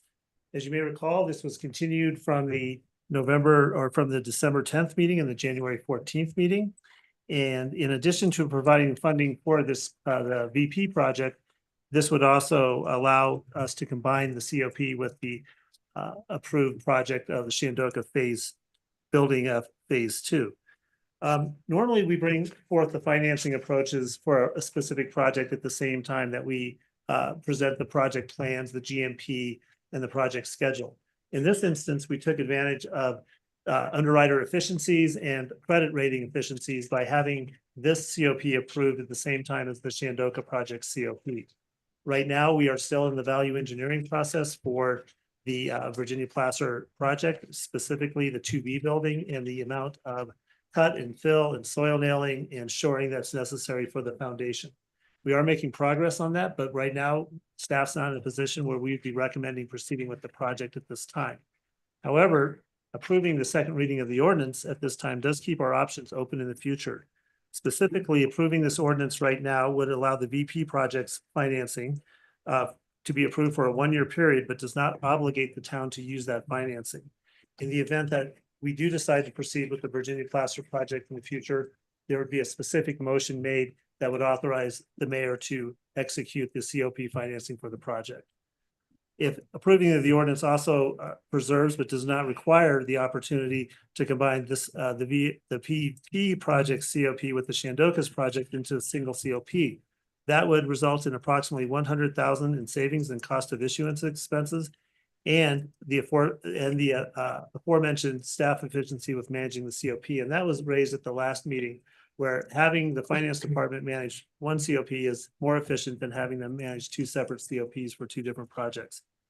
Approval of the ordinance would also establish a look back period for the Shandoka project, which permits the town to reimburse itself with COP proceeds for any cost expended after January 1st. And what that means is that basically, if we decide to combine the COPs together in, say, May or April, we can reimburse ourselves for any expenses that we expended on the Shandoka project that we've expended out of the housing fund with the first draw on the COP. So that way we're reimbursing ourselves to the same level that we had originally anticipated with the ratio of subsidy to financing through the COP. Gives us a little bit of flexibility on that. Also, should the town authorize the Virginia Placer project to proceed for development in the future, having this the financing approved ahead of time would allow us to move forward with the project a little bit more quickly, because we would not have to do a new ordinance for the financing of that project, which has its approximate 60-day timing period of referendum periods and first and second reading periods. So should the council elect not to proceed with the second reading of the ordinance at this time, we would bring forth separate financing for the VP project when that project's ready for your consideration. And we would just proceed with the COP financing that's already been approved for the Shandoka project. So with that, also, we have Dalton Kelly on the line, which is the town's bond counsel. He understands the nuances of these types of financing packages at a greater depth than I, and so feel free to ask him any questions. And Dalton, do you have anything that you would like to add at this point? Not at this point. Lance does a good summary. Great. Thank you, Lance. Any questions for Lance on the second reading? We heard a lot of advantages. Are there any, pointed disadvantages to doing something like this that we should be aware of? Dalton and I tried to figure out what those might be, so we could present those. I think one item to be aware of is that we would be expending money out of the affordable housing set aside for the Shandoka project that we would then reimburse ourselves at a later date. So were there a need, one potential disadvantage would be in the event that we had an immediate need for a considerable amount of housing set aside funds, affordable housing funds, then that would be an issue at that point. We don't foresee any major asks out of the affordable housing funds coming up over the next couple of months. Okay. Any other questions?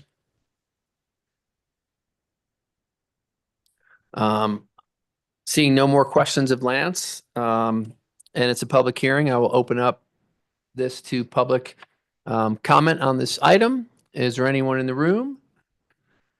Seeing nobody in the room for public comment, Tiffany, is there anybody online? Seeing nobody online for this public hearing, item 8A, are there any last discussions between council or questions for Lance? Seeing none, I would entertain a motion. I move to approve on second reading an ordinance of the Town Council of the Town of Telluride concerning the financing of improvements to Virginia Placer Phase 2A and Phase 2B housing project. Second. We have a motion from Jesse Ray, a second from me, and Jesse Ray, how do you vote? Jesse Ray, yes. And yes. Elena, yes. Ashley, yes. Dan, no, just because I still don't support the building of you. And Teddy, yes. So the motion carries with one dissenting vote. Thank you. Public hearing, agenda item 8B, second reading and approval of an ordinance of the Town Council of the Town of Telluride, Colorado, amending the 2024 municipal budget by making supplemental appropriations from fund balance and revenue received in excess of those estimated in the 2024 budget. And Kaylee Ranta is here. Thanks, Teddy. There have not been any changes since the first reading of this. And most of the adjustments are just to get our budget numbers in line with our projected year-end numbers from the budget process that we went through this fall. So there's nothing that we didn't talk about during that process. And for the year-end budget adjustments, a majority of the funds have revenues in excess of expenses. So that's great. Awesome. That's all I have. All right. Any questions for Kaylee? Seeing no questions, we will open up for any public discussion. There is nobody in the room currently. Are there any hands raised, Tiffany? Seeing no public comment on public hearing item 8B, is there any further discussion from council? Seeing none, I would entertain a motion.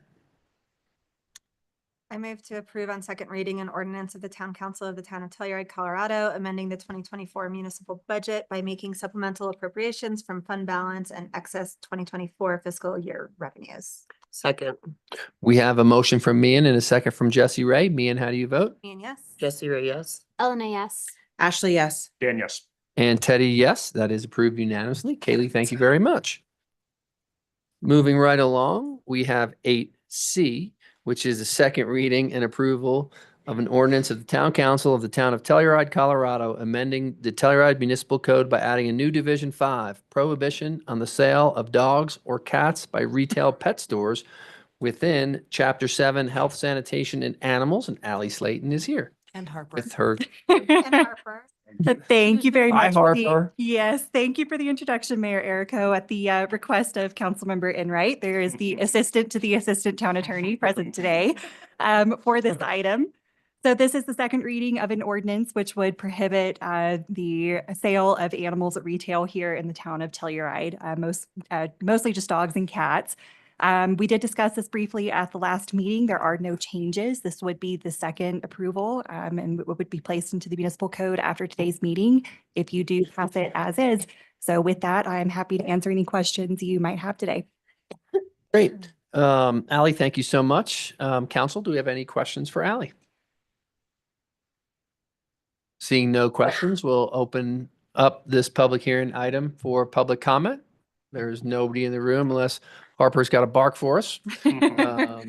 And is Tiffany, is there anybody online? Be online. Okay, unless council has any further discussion on this agenda item, I would entertain a motion. I move to adopt on second reading an ordinance of the Town Council of the Town of Telluride, Colorado, amending the Telluride Municipal Code at Chapter 7, Health, Sanitation, and Animals, Article 6, Animals, by the addition of a new Division 5, prohibition on the sale of dogs or cats by retail pet stores. We have a motion from Dan. Do we have a second? Second. We have a second from Jesse Ray. Dan, how do you vote? Dan, yes. Jesse Ray, yes. Elena, yes. Me and yes. Ashley, yes. And Teddy, yes. It is approved unanimously to help our four-legged friends. Thank you very much, everyone. Ally, thank you so much.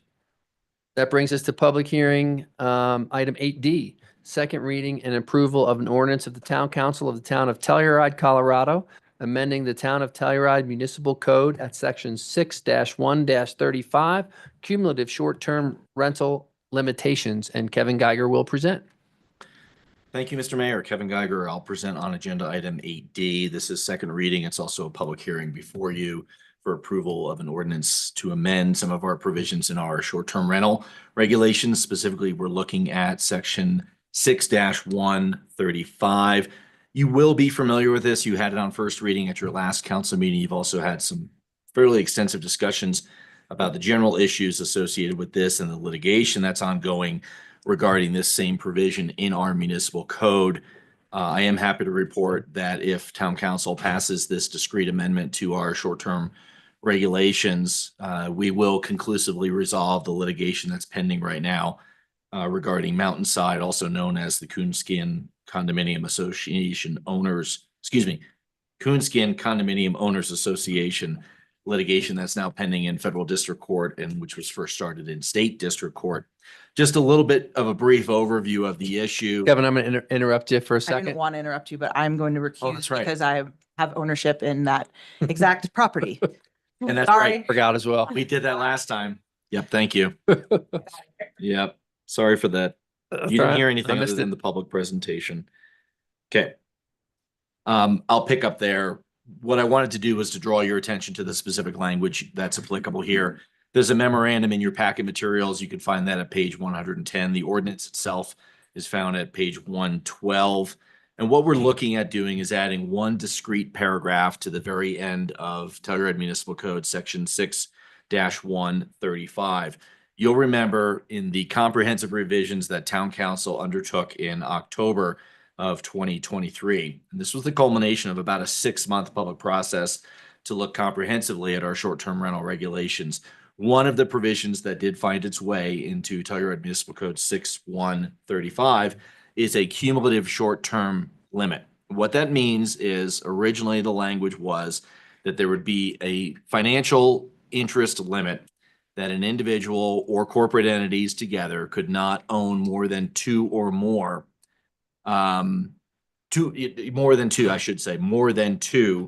units that were issued short-term rental licenses. This was prospective. It did not affect anyone retrospectively.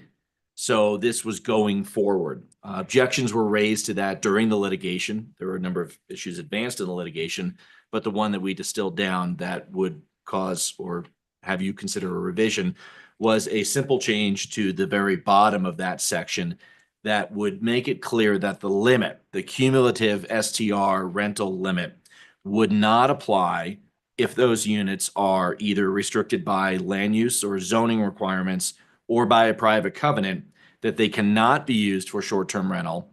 They cannot, not be used for long-term rental and cannot be owner occupied and must be short-term rented. Sorry, I got that confused in my head when I was presenting it. So that's what this new language would do. It would limit basically the cumulative limit itself and call out a narrow exception that the cumulative limit would not apply in the instance where units are restricted by land use or zoning or a private covenant restriction, that they must be short-term rented. So this is up for second reading, and I'm happy to answer any questions. I think you've had a lengthy discussion on this at first reading. Great, Kevin. Thank you very much. Any questions from council for Kevin?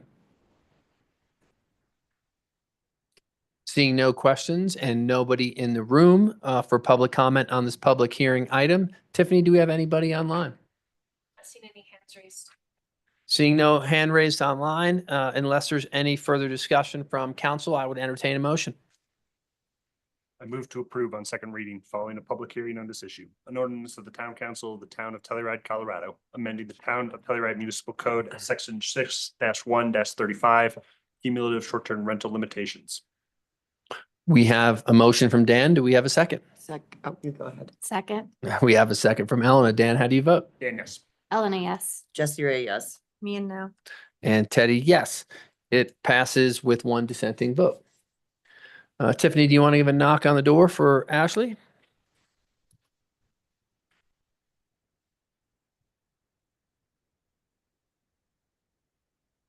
We'll let Ashley get settled. We'll do some housekeeping in the interim. Agenda item number 10, Telluride Liquor Licensing Authority. There are no items for the Telluride Liquor Licensing Authority. Agenda item number 11, Telluride Housing Authority, and there are no items for the Telluride Housing Authority. That brings us to our final agenda item of the day. Action items 9A, consideration of approval of a resolution of the Town Council of the Town of Telluride, Colorado, revising the Town of Telluride's temporary summer parklet policy and process And we have Kristen here to present. Thank you, Mayor. Okay, I'm just gonna pull up some slides, so give me just one moment.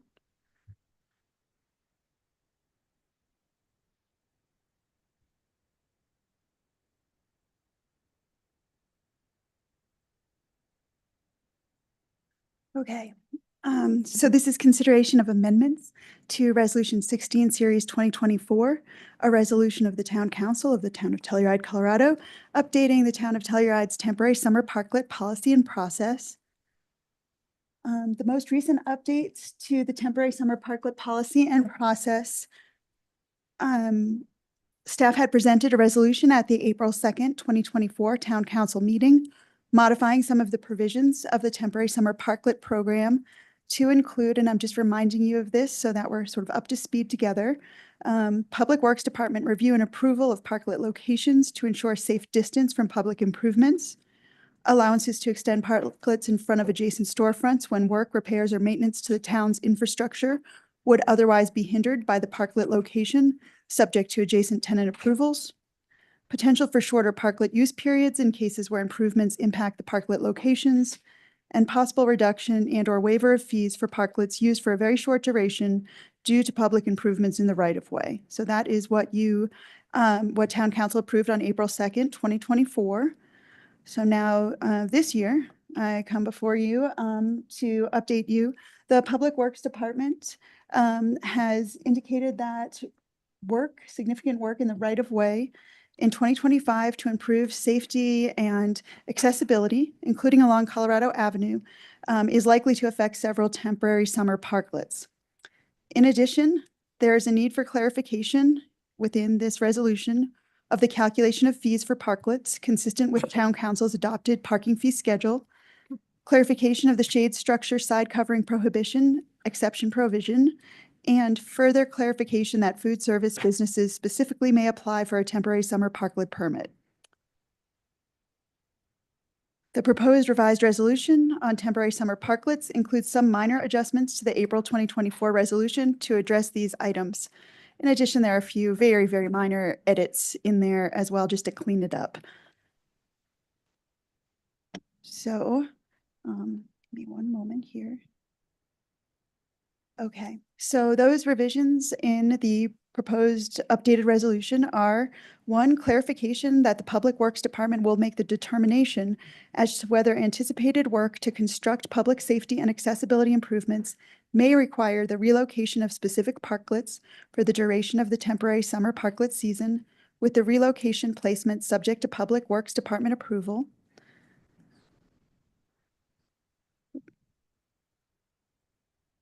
Clarification that only food service businesses may apply for a temporary summer parklet permit. Revision to the provision requiring consent from the neighboring business if the parklet extends into the right-of-way in front of a neighboring business, removing the requirement. Clarification of the shade structure side covering prohibition exception provision to specify that retractable side coverings are allowed if retracted at all times, except in the instance of rain or snow occurrences when they may be lowered, utilized. That was just to provide some clarification there. And then clarification of the calculation of fees.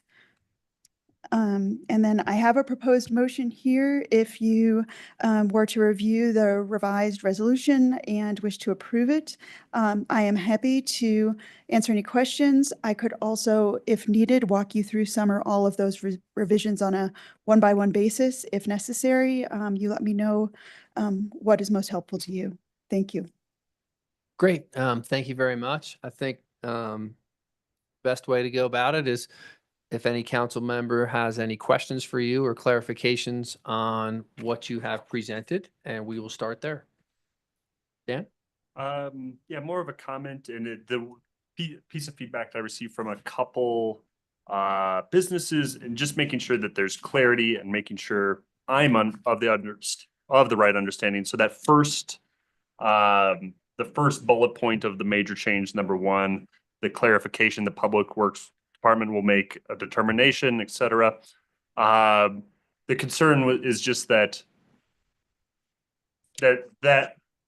going into the season that determination is made before the parklet would be implemented, and making sure that there isn't some change that would have to be made after the parklet is already set up. Absolutely. And Zoe and Kevin can speak to this as well, but our Public Works Director and his team are working first to develop maps that will provide clarity on where the work is going to be happening this summer, well in advance. And then they are going to reach out to each of the business owners that have had parklets in past years, one by one, go over with them, their location from the prior year, as well as the potential adjustment that may be necessary this year, discuss that with them and sort of come to, the best location that might work for this particular season. But absolutely, that's something staff is really paying a lot of attention to and wanting to make sure we get ahead of this, given the accessibility and safety work that's going to be happening this season. So they are very much on top of That was it. a great response. And I just want to say, Tiff, Kyle is online. If you just want to unmute him, if you have anything else to say, but I think that was a good comprehensive answer. But if Excellent. anything else comes up. Wonderful. That's what I thought. Just making sure that that is heard loud and clearly by everyone. So Absolutely. thank you. And Kyle, I don't know if I didn't realize you were out there. You may want to follow up. Thanks, Kristen. No, that was excellent. You nailed it. So thank you. Great. Kyle, thanks for chiming in quickly. Ashley? I just have a question about I want to understand a little bit more about the provision to remove the requirement for the consent from the neighboring businesses if the parklet extends into the right of way in front of the business. Because my understanding was that we didn't want to allow the other businesses to then flood into the frontage of their neighbors. So I'm just curious, like, what the idea behind removing that or revisioning that is, and what we all kind of think about that, because Sure, I'll take the first stab at the answer. We have so many other people here to chime in. The biggest part is with these accessibility ramps, the priority of town council to work through that this summer. It will require some flexibility in where those parklets are and pushing them a little bit further into the street so that we can work on those ramps. Because of that, we wanted to provide better flexibility to those that own the parklets, because the reality is they may be abutting into the neighbor's frontage while it is a public right of way and the town's property. And we're the ones asking for the flexibility. We wanted to make that a little bit more seamless and streamlined for those owning the parklets and removing that need to get neighbors' approval, which for most maybe didn't have to do it before, but will most likely have to do it this summer. And so is this only for the 2025 summer season? As long as our project remains on task, which is our number one goal, 100%. Okay, I just didn't see that specified in this. I guess my question is that it feels like we're removing a restriction that we wanted over the entire parklet, world for specific instances. It seems like to me that we would want to keep the requirement to get consent from your neighbor unless it was something that was prescribed by us. Do you get what I'm saying? Like, I don't want it to just be like, well, because this might be a hindrance on a few parklets, that we're just going to remove it completely, because I still feel pretty strongly that those businesses should have to keep their parklets in front of their business. And this would only be for the 2025 season with the new condition of this construction. I guess but that's my question is like, so for 2025, then is there no restriction at all on being in front of somebody else's frontage? So there's still an application process. So I just want to be clear that there may be restrictions depending on staff and how they review the application. But for the town and its use of the public right of way, our number one priority within the parklets is to ensure that we have the necessary room to complete the construction for accessibility ramps over the potential overage into someone else's store frontage. Because again, the reality is a lot of these parklets will most likely be going between different store frontages. And Kyle, I don't know if you want to add to that. I feel like I'm taking over that answer. No, you did great. And so, one thing that we're going to be doing when we review the applications is we're creating a map with that detail showing the limits of construction for these ramps. And so we're placing on that map that, the dimensions and that shift. We're talking 5 to 10 feet. And a lot of these parklets have already been, structurally designed, they're prefab, they mold them in and they construct them in pieces. So, asking, can you just shorten these parklets up? That's a huge ask because then it's going through the whole structural review. It's redesigning these parklets. And so to allow that shift just outside the construction zone so that they can be constructed, so the concrete finishers can have, that room to finish the surface. That's the request from Public Works to make this happen and to be able to accommodate those parklets. So we're Great. not talking, they can shift 30, 50 feet or wherever they want, west or east of their facility. We're kind of dictating the recommendation. Here's that move to get you outside of the construction zone. I guess Would, Ashley, to your point, would you feel more comfortable if the resolution said only if required by? I think that's my point, exactly, that it's like, we would look, in my mind, what would happen is you would just do your regular application. You say, this is where my parklet's been, this is where I want it to be. And then Public Works would say, we need you to shift, and we are shifting you as a result of this, project that we're doing. We need you to move, and this is where we are placing you, rather than it just be, we're not gonna have this requirement. That was my point. Yes. And I think it's important to go foot for foot. Yeah. Not an open-ended like, oh, you're moving me, so I'm going to go 30 feet instead of I was only moved 2 feet. And I would also stress that we add that it's 1 year only. Yeah. And if there's construction challenges and delays, we can address it like we're doing now for next year. And I can get on board with it with kind of those two tiny Because it's not in changes. there, right? It doesn't say for the 2025 summer season anywhere in the resolution, correct?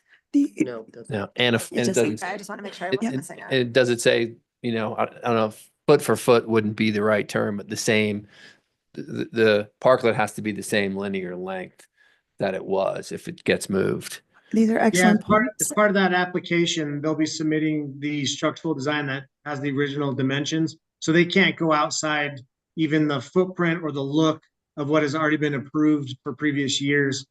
So I would agree with kind of what that recommendation is, and staff will be looking out to make sure that none of those change, just the shift itself. And then before I go to Elena for a question, Zoe, one quick thing. Have you received, or has any town staff received any opposition towards from businesses that do not operate food service establishments that may be impacted or think they might be impacted in a negative way? Not at this time. We did hold a public forum, and obviously this has been agendized, but we haven't heard any feedback. Okay, Has great. there been any non-food services parklets in the last 2 years? I think maybe over COVID we had a couple, but I don't. Yeah, think over in- COVID. In the last 2 years, there's been any that were non-food service, so I I don't think think we that's. allowed it though, so. Technically, we did. No, not after the first year, I don't. Maybe I'm wrong. Can you, Okay. can you educate us, Not a Kevin, on the language? If food and beverage, because we do have food service, but I think beverage service is allowed within the parklets, Yeah. right? Yeah, similar But no to. commercial. Well, so Go ahead, Kev. I think the change that's requested that you'll see in the red line here is specific to food service establishments only. So it's, But in the past, it was. in the past, I think it was broader language, and I think it referenced, I don't have it right in front of me. I'd have to look at it It's like again. Food Uh, and drink, or eating and drinks. I think may, it but- referenced drink. Mhm. And then I did want to draw attention to the language because I want to make sure we're clear on what we're changing, because if we could just take a look at page 117 of the packet, the way I'm reading the resolution that's drafted right now is the parklets have to be within the width of the storefront unless one of the two exceptions is met. And the second one is the one I think we're talking about, which is where Public Works determines that the relocation is required. So I think the concern that I had heard, I think that's already addressed here, but maybe I'm not understanding the concern. Yeah, and It was just because the way that was worded in the description was that it's a removal of the requirement for the permission. And that to me seemed like, then that's just anybody that's removed from any application, not just specific ones that need to be moved because of the Construction. construction. Well, and that was something that I wanted to comment on is rather than having the language reference like the summer of 2025, I think it should reference for town maintenance because that way it's a little bit more evergreen. And if there is like some other issue that needs to be addressed, we already have the language that allows us to shift those parklets as needed instead of like limiting it to just this one project. I think it would be better if it was more general and could address future maintenance concerns. I appreciate your raising that. I will just give voice to that. I tried to revise this in a way that it was not specific to the year. Previously, for example, the way the fee structure was drafted, there were changes that you almost needed to make annually. I tried to take the language and make it so that it could carry on if we don't want to come back every year or don't need to. That said, I can absolutely clarify, even though it's implied per Kevin's comment, I can absolutely make it more specific and clarifying in terms of the comments I heard, which is put the language back in about the neighbor consent required, which again is implied, but I can put that back in and then clarify the instances where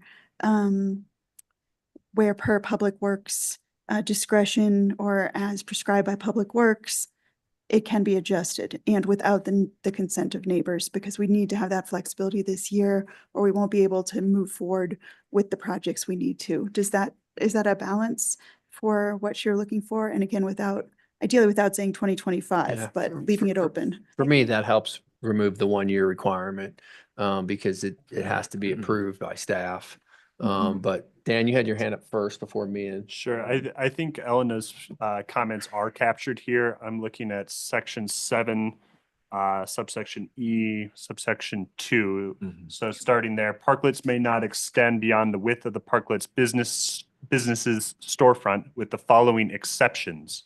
And then exception 2 is where events where work, repair, or maintenance to town infrastructure is required. Staff may approve the impacted parklet permission for a relocation to the nearest potential parklet location outside of the work area for the entire summer season, subject to Public Works Department approval. And that's the provision I had put in that Kevin was referencing that. Yeah. Does that feel like does that Yeah, I was saying addresses- I did regardless. not want to change it to add the language that limits it to a certain time period. I think it's better that it's Okay. general. That was the point that I wanted to make. Thank you. Sweet. Thank you. Ian? So then to clarify then that further in 7E subsection 1, then I think that we should probably remove that section altogether simply because of what happened in 2024, we did grant that permission. And so if we were to approve this particular language, then those entities would always be forevermore be able to have that extension. So I think removing that subsection 7E1 will allow for it to be evergreen and allow us to have the discretion for public projects that we have moving forward. And, to extend on what you just said, like if there's a changeover in who the tenant is of the neighboring business, but they were historically approved with this extension, I don't know that those should necessarily be honored infinitely. I'm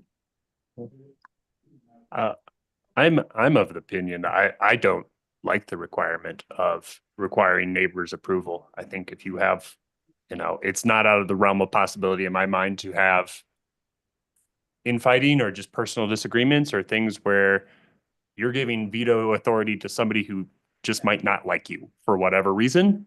And we have pretty concrete set up rules. The town has, we're giving everybody a fair playing field.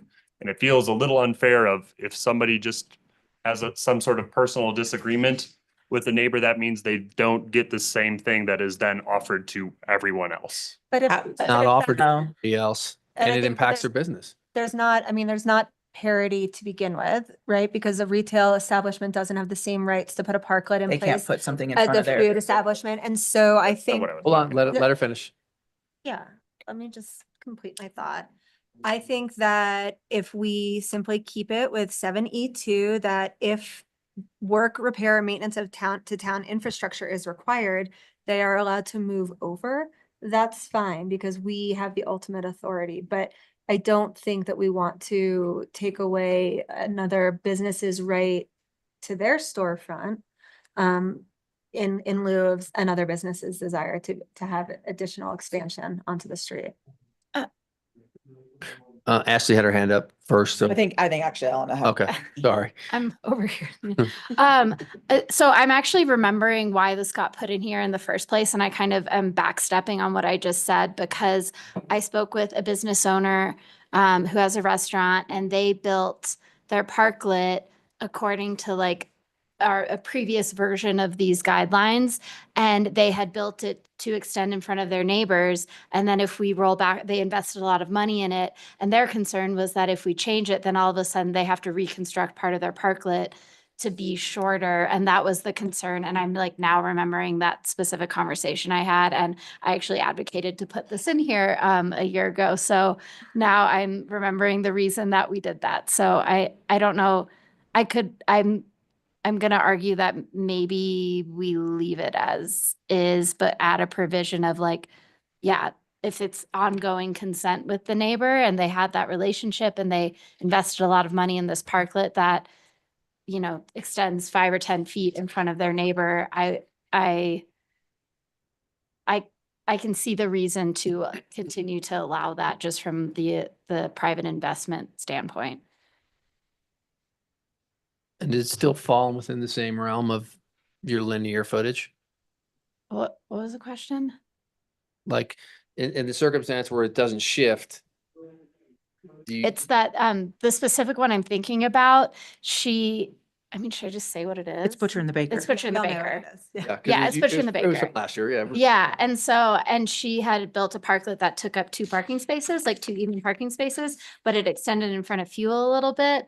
And I spoke with her about the concerns of changing that after they had invested a lot of money into building this like, you know, great solid parklet. And then if we change it, then all of a sudden they're like having to redesign it. Yeah, it's a good point, but I still look at, we're giving them the opportunity to make a significant amount of revenue for a very little cost that lots of other businesses don't get that same courtesy. And so I just like, I'm not saying that's how we should direct our decision or anything. I just want us to all keep that in mind. That there are some members of our, merchant community that don't like the parklets. Well, that's where if we can leave that in and have that require neighbor consent. Yeah. That's where I think maybe we don't change that. Because if Fuel, for instance, is like, I love having that patio extend in front of our business because it brings vitality or whatever. I'm just making stuff up, but like it puts the power back in the hands of the business owners, including the neighbor whose storefront it infringes on. And then I may have missed it, so I'll apologize before we go to Ashley. Is there a linear square foot limit if you have permission from the neighbors? So within the application process, Kristen or Kyle, is there a maximum linear square footage? Is that what you're talking about in Yeah, general? so or if you in like, front of the neighbor? like for example, if you were Butcher and Baker, Fuel's a wide footprint. Yeah. Just go. Well, No, there's a maximum. That's Yep. part of the application process. Okay. Yeah. But the maximum could be wider than your storefront width. Parklet length is limited to between 20 feet for use of 1 full parking space to 40 feet for use of 2 full parking spaces. Okay. A parklet may include a fraction of a second parking space, but may not exceed beyond 2 full parking spaces. And then we had the discussion, if you took a fraction of a space, you're still paying for the whole space because we can't use it. We had that discussion Yep. last year, right? yeah. And I think the biggest part of this discussion is, in the application process. So those might be applying per what they did last year. And then Public Works or, staff is asking them to adjust and move that into the street, taking up more of that frontage. So at what point, I guess my question is it just they need the neighbors' consent of that initial approval, not when town staff is making that adjustment and then requiring that secondary approval? Because I think Down the Hold on. street, not into the street. Thank you. Yeah. Ashley, Yeah. I'm probably gonna come off as maybe the harshest critic of these things, because I really feel like this is a huge advantage that the food retailers get. And it is not something that we offer to our other commercial businesses on the main street to occupy square footage in the right of way.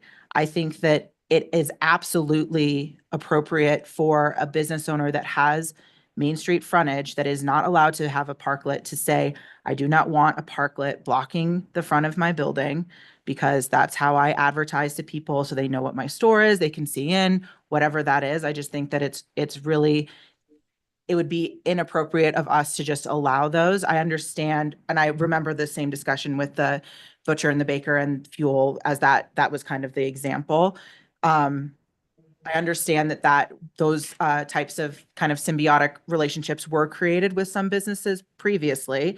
And I understand their desire to maintain their investment in that actual physical structure that they've built for that. But I feel like we might be giving too much of an advantage to these food retailers and not enough of the benefit to the other retailers or other commercial properties that don't have an opportunity to even occupy any of this space. So I really think it's important for them to be able to say, hey, I don't want a restaurant in front of my retail space or my commercial space. So that's just, I'm gonna just echo that. And that's why I'm not in favor of removing the requirement for the neighbors. Well, and I think my understanding is we're all on the same page that the only removal of that requirement is if it's a public works. Yeah, that the public works is the only 'Cause ones I that are gonna. agree. I don't think we should just like let anyone do that. I think, the neighbor should have to consent to it. And there might be cases where the neighboring business feels like it helps their business to like have a bunch of people hanging out.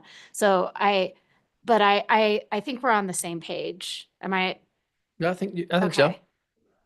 Part of what I'm thinking about, and maybe this is where I'm looking and I'm having trouble finding what the definition of neighbor or adjacent property is. Because, think about another Main Street business. There's plenty of them that have another private business that is above them or below them. Does that count as frontage for them? And then do they get veto authority? There's subgrade businesses on Main Street there, as well as plenty of sort of service commercial businesses that have office space above Main Street, ground floor businesses. Do those get veto authority? My vision is that you have a brick and mortar that's measurable, that's like windows, doors, this is where that restaurant resides. That is the space that in front of that space that could be occupied as theirs. When it starts fluttering into other sides, then that's when it's going in front of another business. Would you like? Right, but if you have like Only ground garage business on the second floor, can they veto? I think that it's the brick and mortar of the business application, that's the line that's drawn. Listen, we've already established that we've created artificial tiers of types of businesses, and we've said that if you're a second floor business, you don't get this opportunity. So it kind of seems Not true. Alpinist and the Goat has a parklet. So second floor restaurants can apply for parklets. It's the same owner that owns a business. they right? own the same. Right, but they're two different, but the business is applying, not the owner.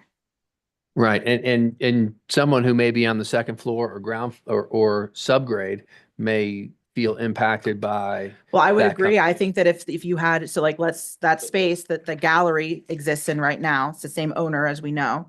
But if as that space is being retired, I would have a hard time telling a new owner of that space, if they're a gallery or whatever they are, to say, you must have this other food service business in front of your business. I would have a hard time forcing that on them. Well, I think that's where What? they would have to give consent, like sign a consent. Yeah, that's what I'm saying. So Yeah. I agree with that it's like there is this physical space that's measurable on Main Street to me. I don't think anyone's arguing to remove consent. Yeah, no, the question is, and Yeah, it goes it both, is.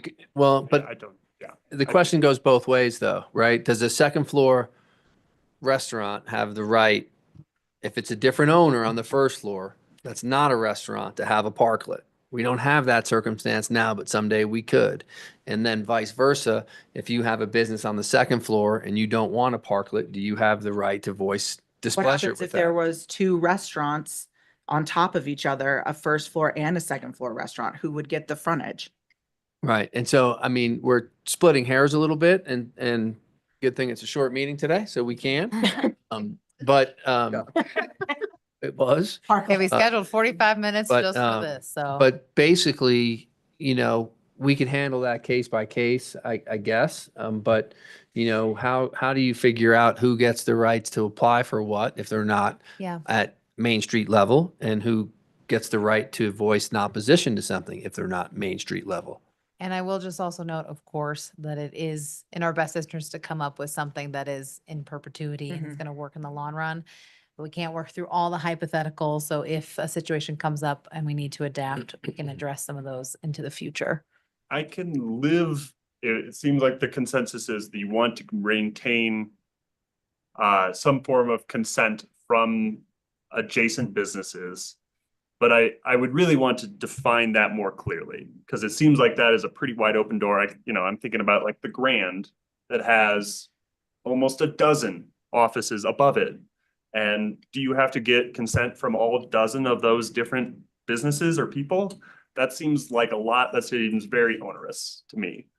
And so I would want to put some pretty strict definitions on what we are asking for if we need that sort of neighbor consent. That seems like a lot. And the other thing is, if we haven't received any complaints from subgrade or second floor people, we could probably let it go and then revisit it if we get those complaints. The same as if we get lots of complaints. I've gotten complaints. Gotten complaints? I mean, I think the parklets to me seem like they are just a constant source of conversation in the summertime, but I have heard from a number of people who have office spaces above these retail establishments that they don't like the parklets at all and they would like them to go away. They also don't like retail establishments being able to put racks on the sidewalk as well, sandwich boards. I definitely hear a lot of that. Those opinions. I mean, so I think really right now what we can do is address this particular policy. And then obviously ask the public to weigh in if we need to revise further down the road. We certainly can. These are living, breathing documents. So Yeah. And to clarify, I was trying to address one specific thing. I've heard, not many, but I've heard complaints as well. And I think Mian's point is 110% correct. Like, if you love it, come in and say you love it. And don't just come in and complain about what you get or what you don't get. And if you don't like it, you got to come in and say what you don't like about it. And whether you feel it's the character of the town or it's an unfair advantage or whatever it may be, if we don't get people to come in and voice their opinions for or against, hopefully in a constructive way, then we're going to have to do what we feel is best by what we hear. But we'd love to hear more feedback from you. And that puts us in the position now of trying to make a decision here. Before I open up to public comment, do we have any further questions? I think we're a little bit out of consensus.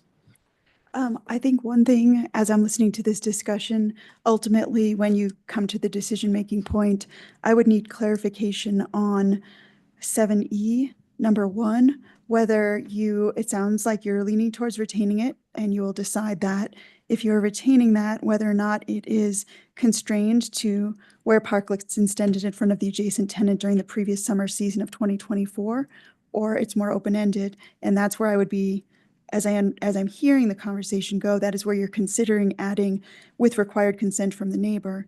And I believe you're still supportive of 7E2.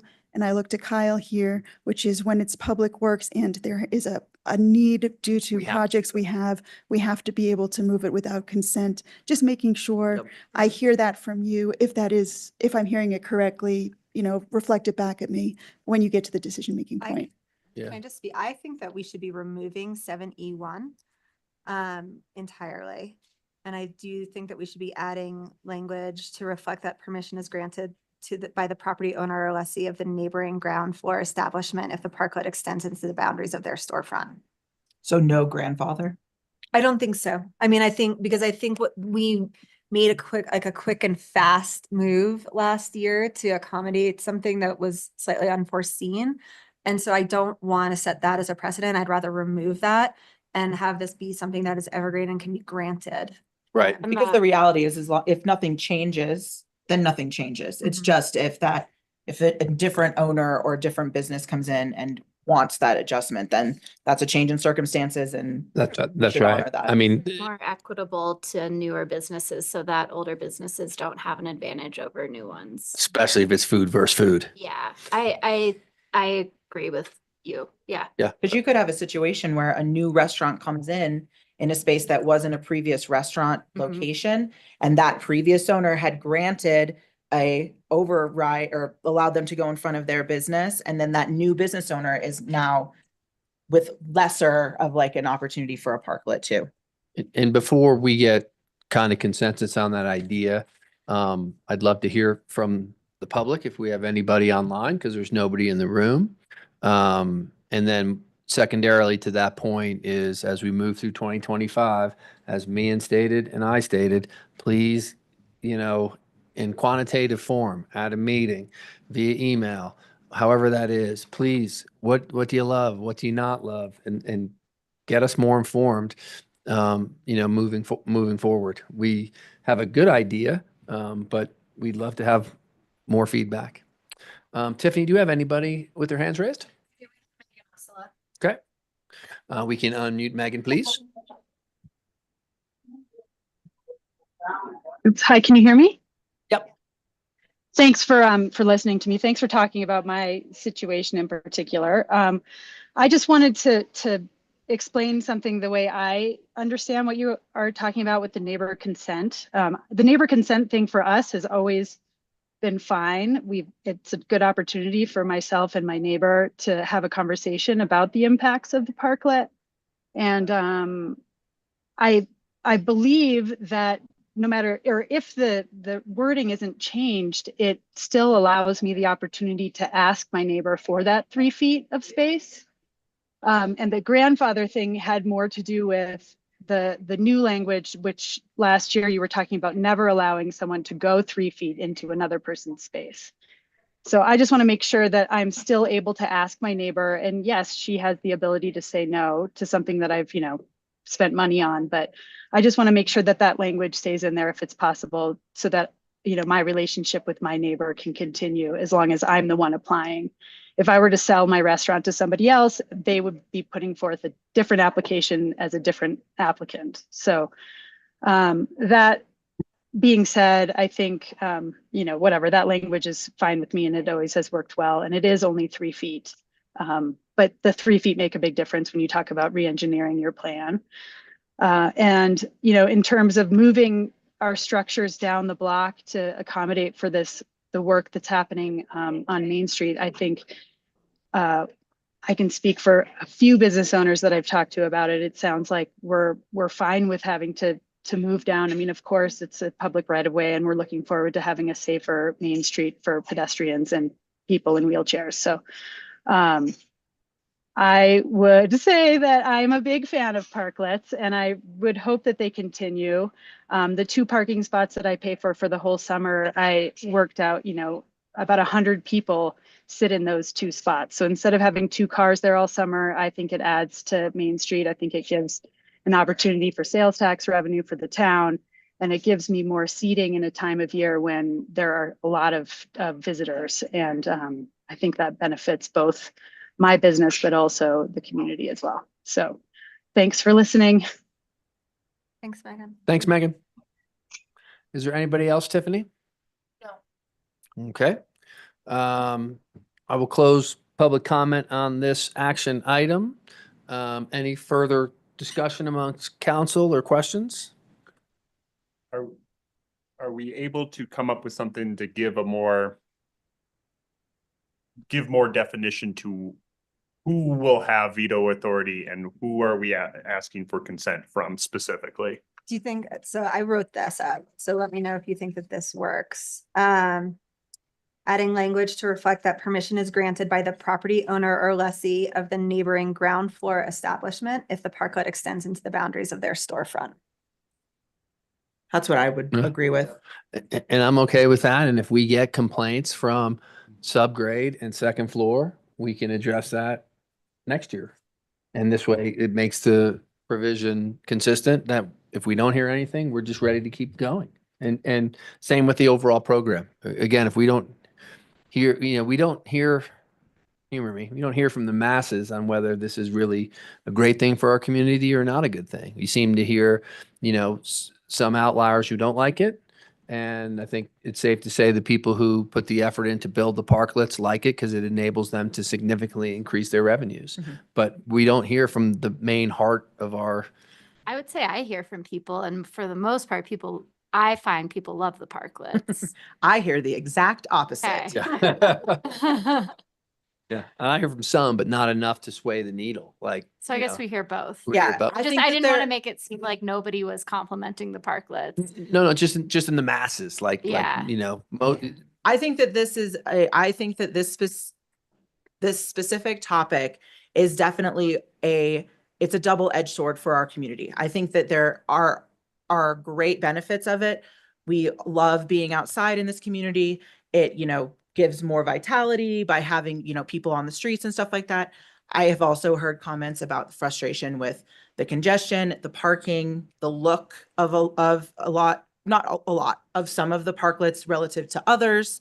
So I think that there is significant community support, and there is significant community kind of dissent around this of not enjoying them equally. I just want to say, I think Mian's thing is correct. I don't want us to be in a position where every single business that can see or touch these can make objections. I think we need to make it clear and defined.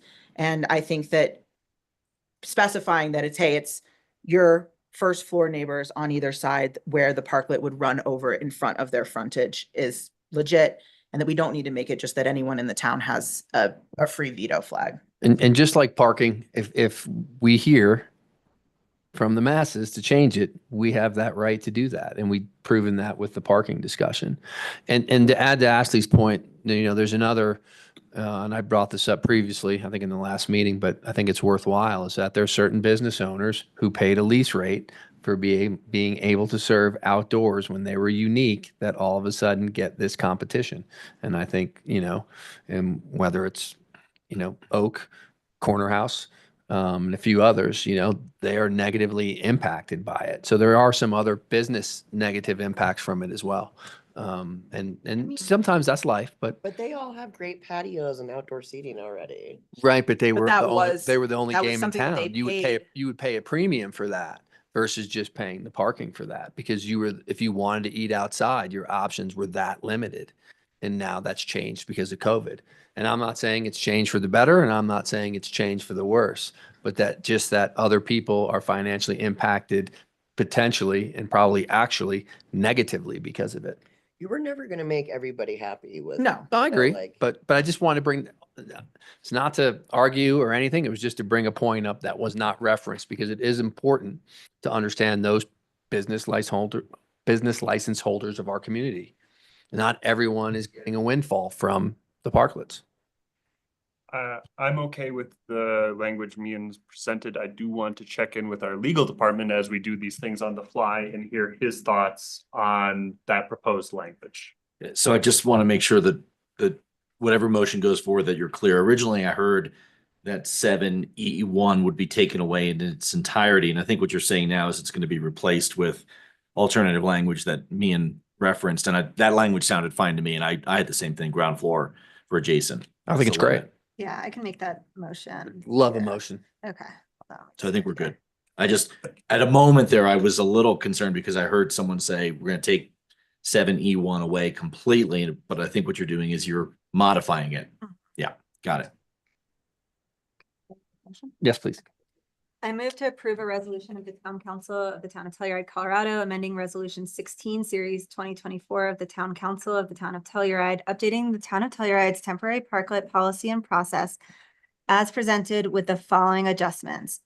At 7E1, please replace where parklets extend in the front of adjacent tenant during the previous summer season of 2024, or with the language to reflect that permission is granted by the property owner or lessee of the neighboring ground floor establishment if the parklet extends into the boundaries of their storefront.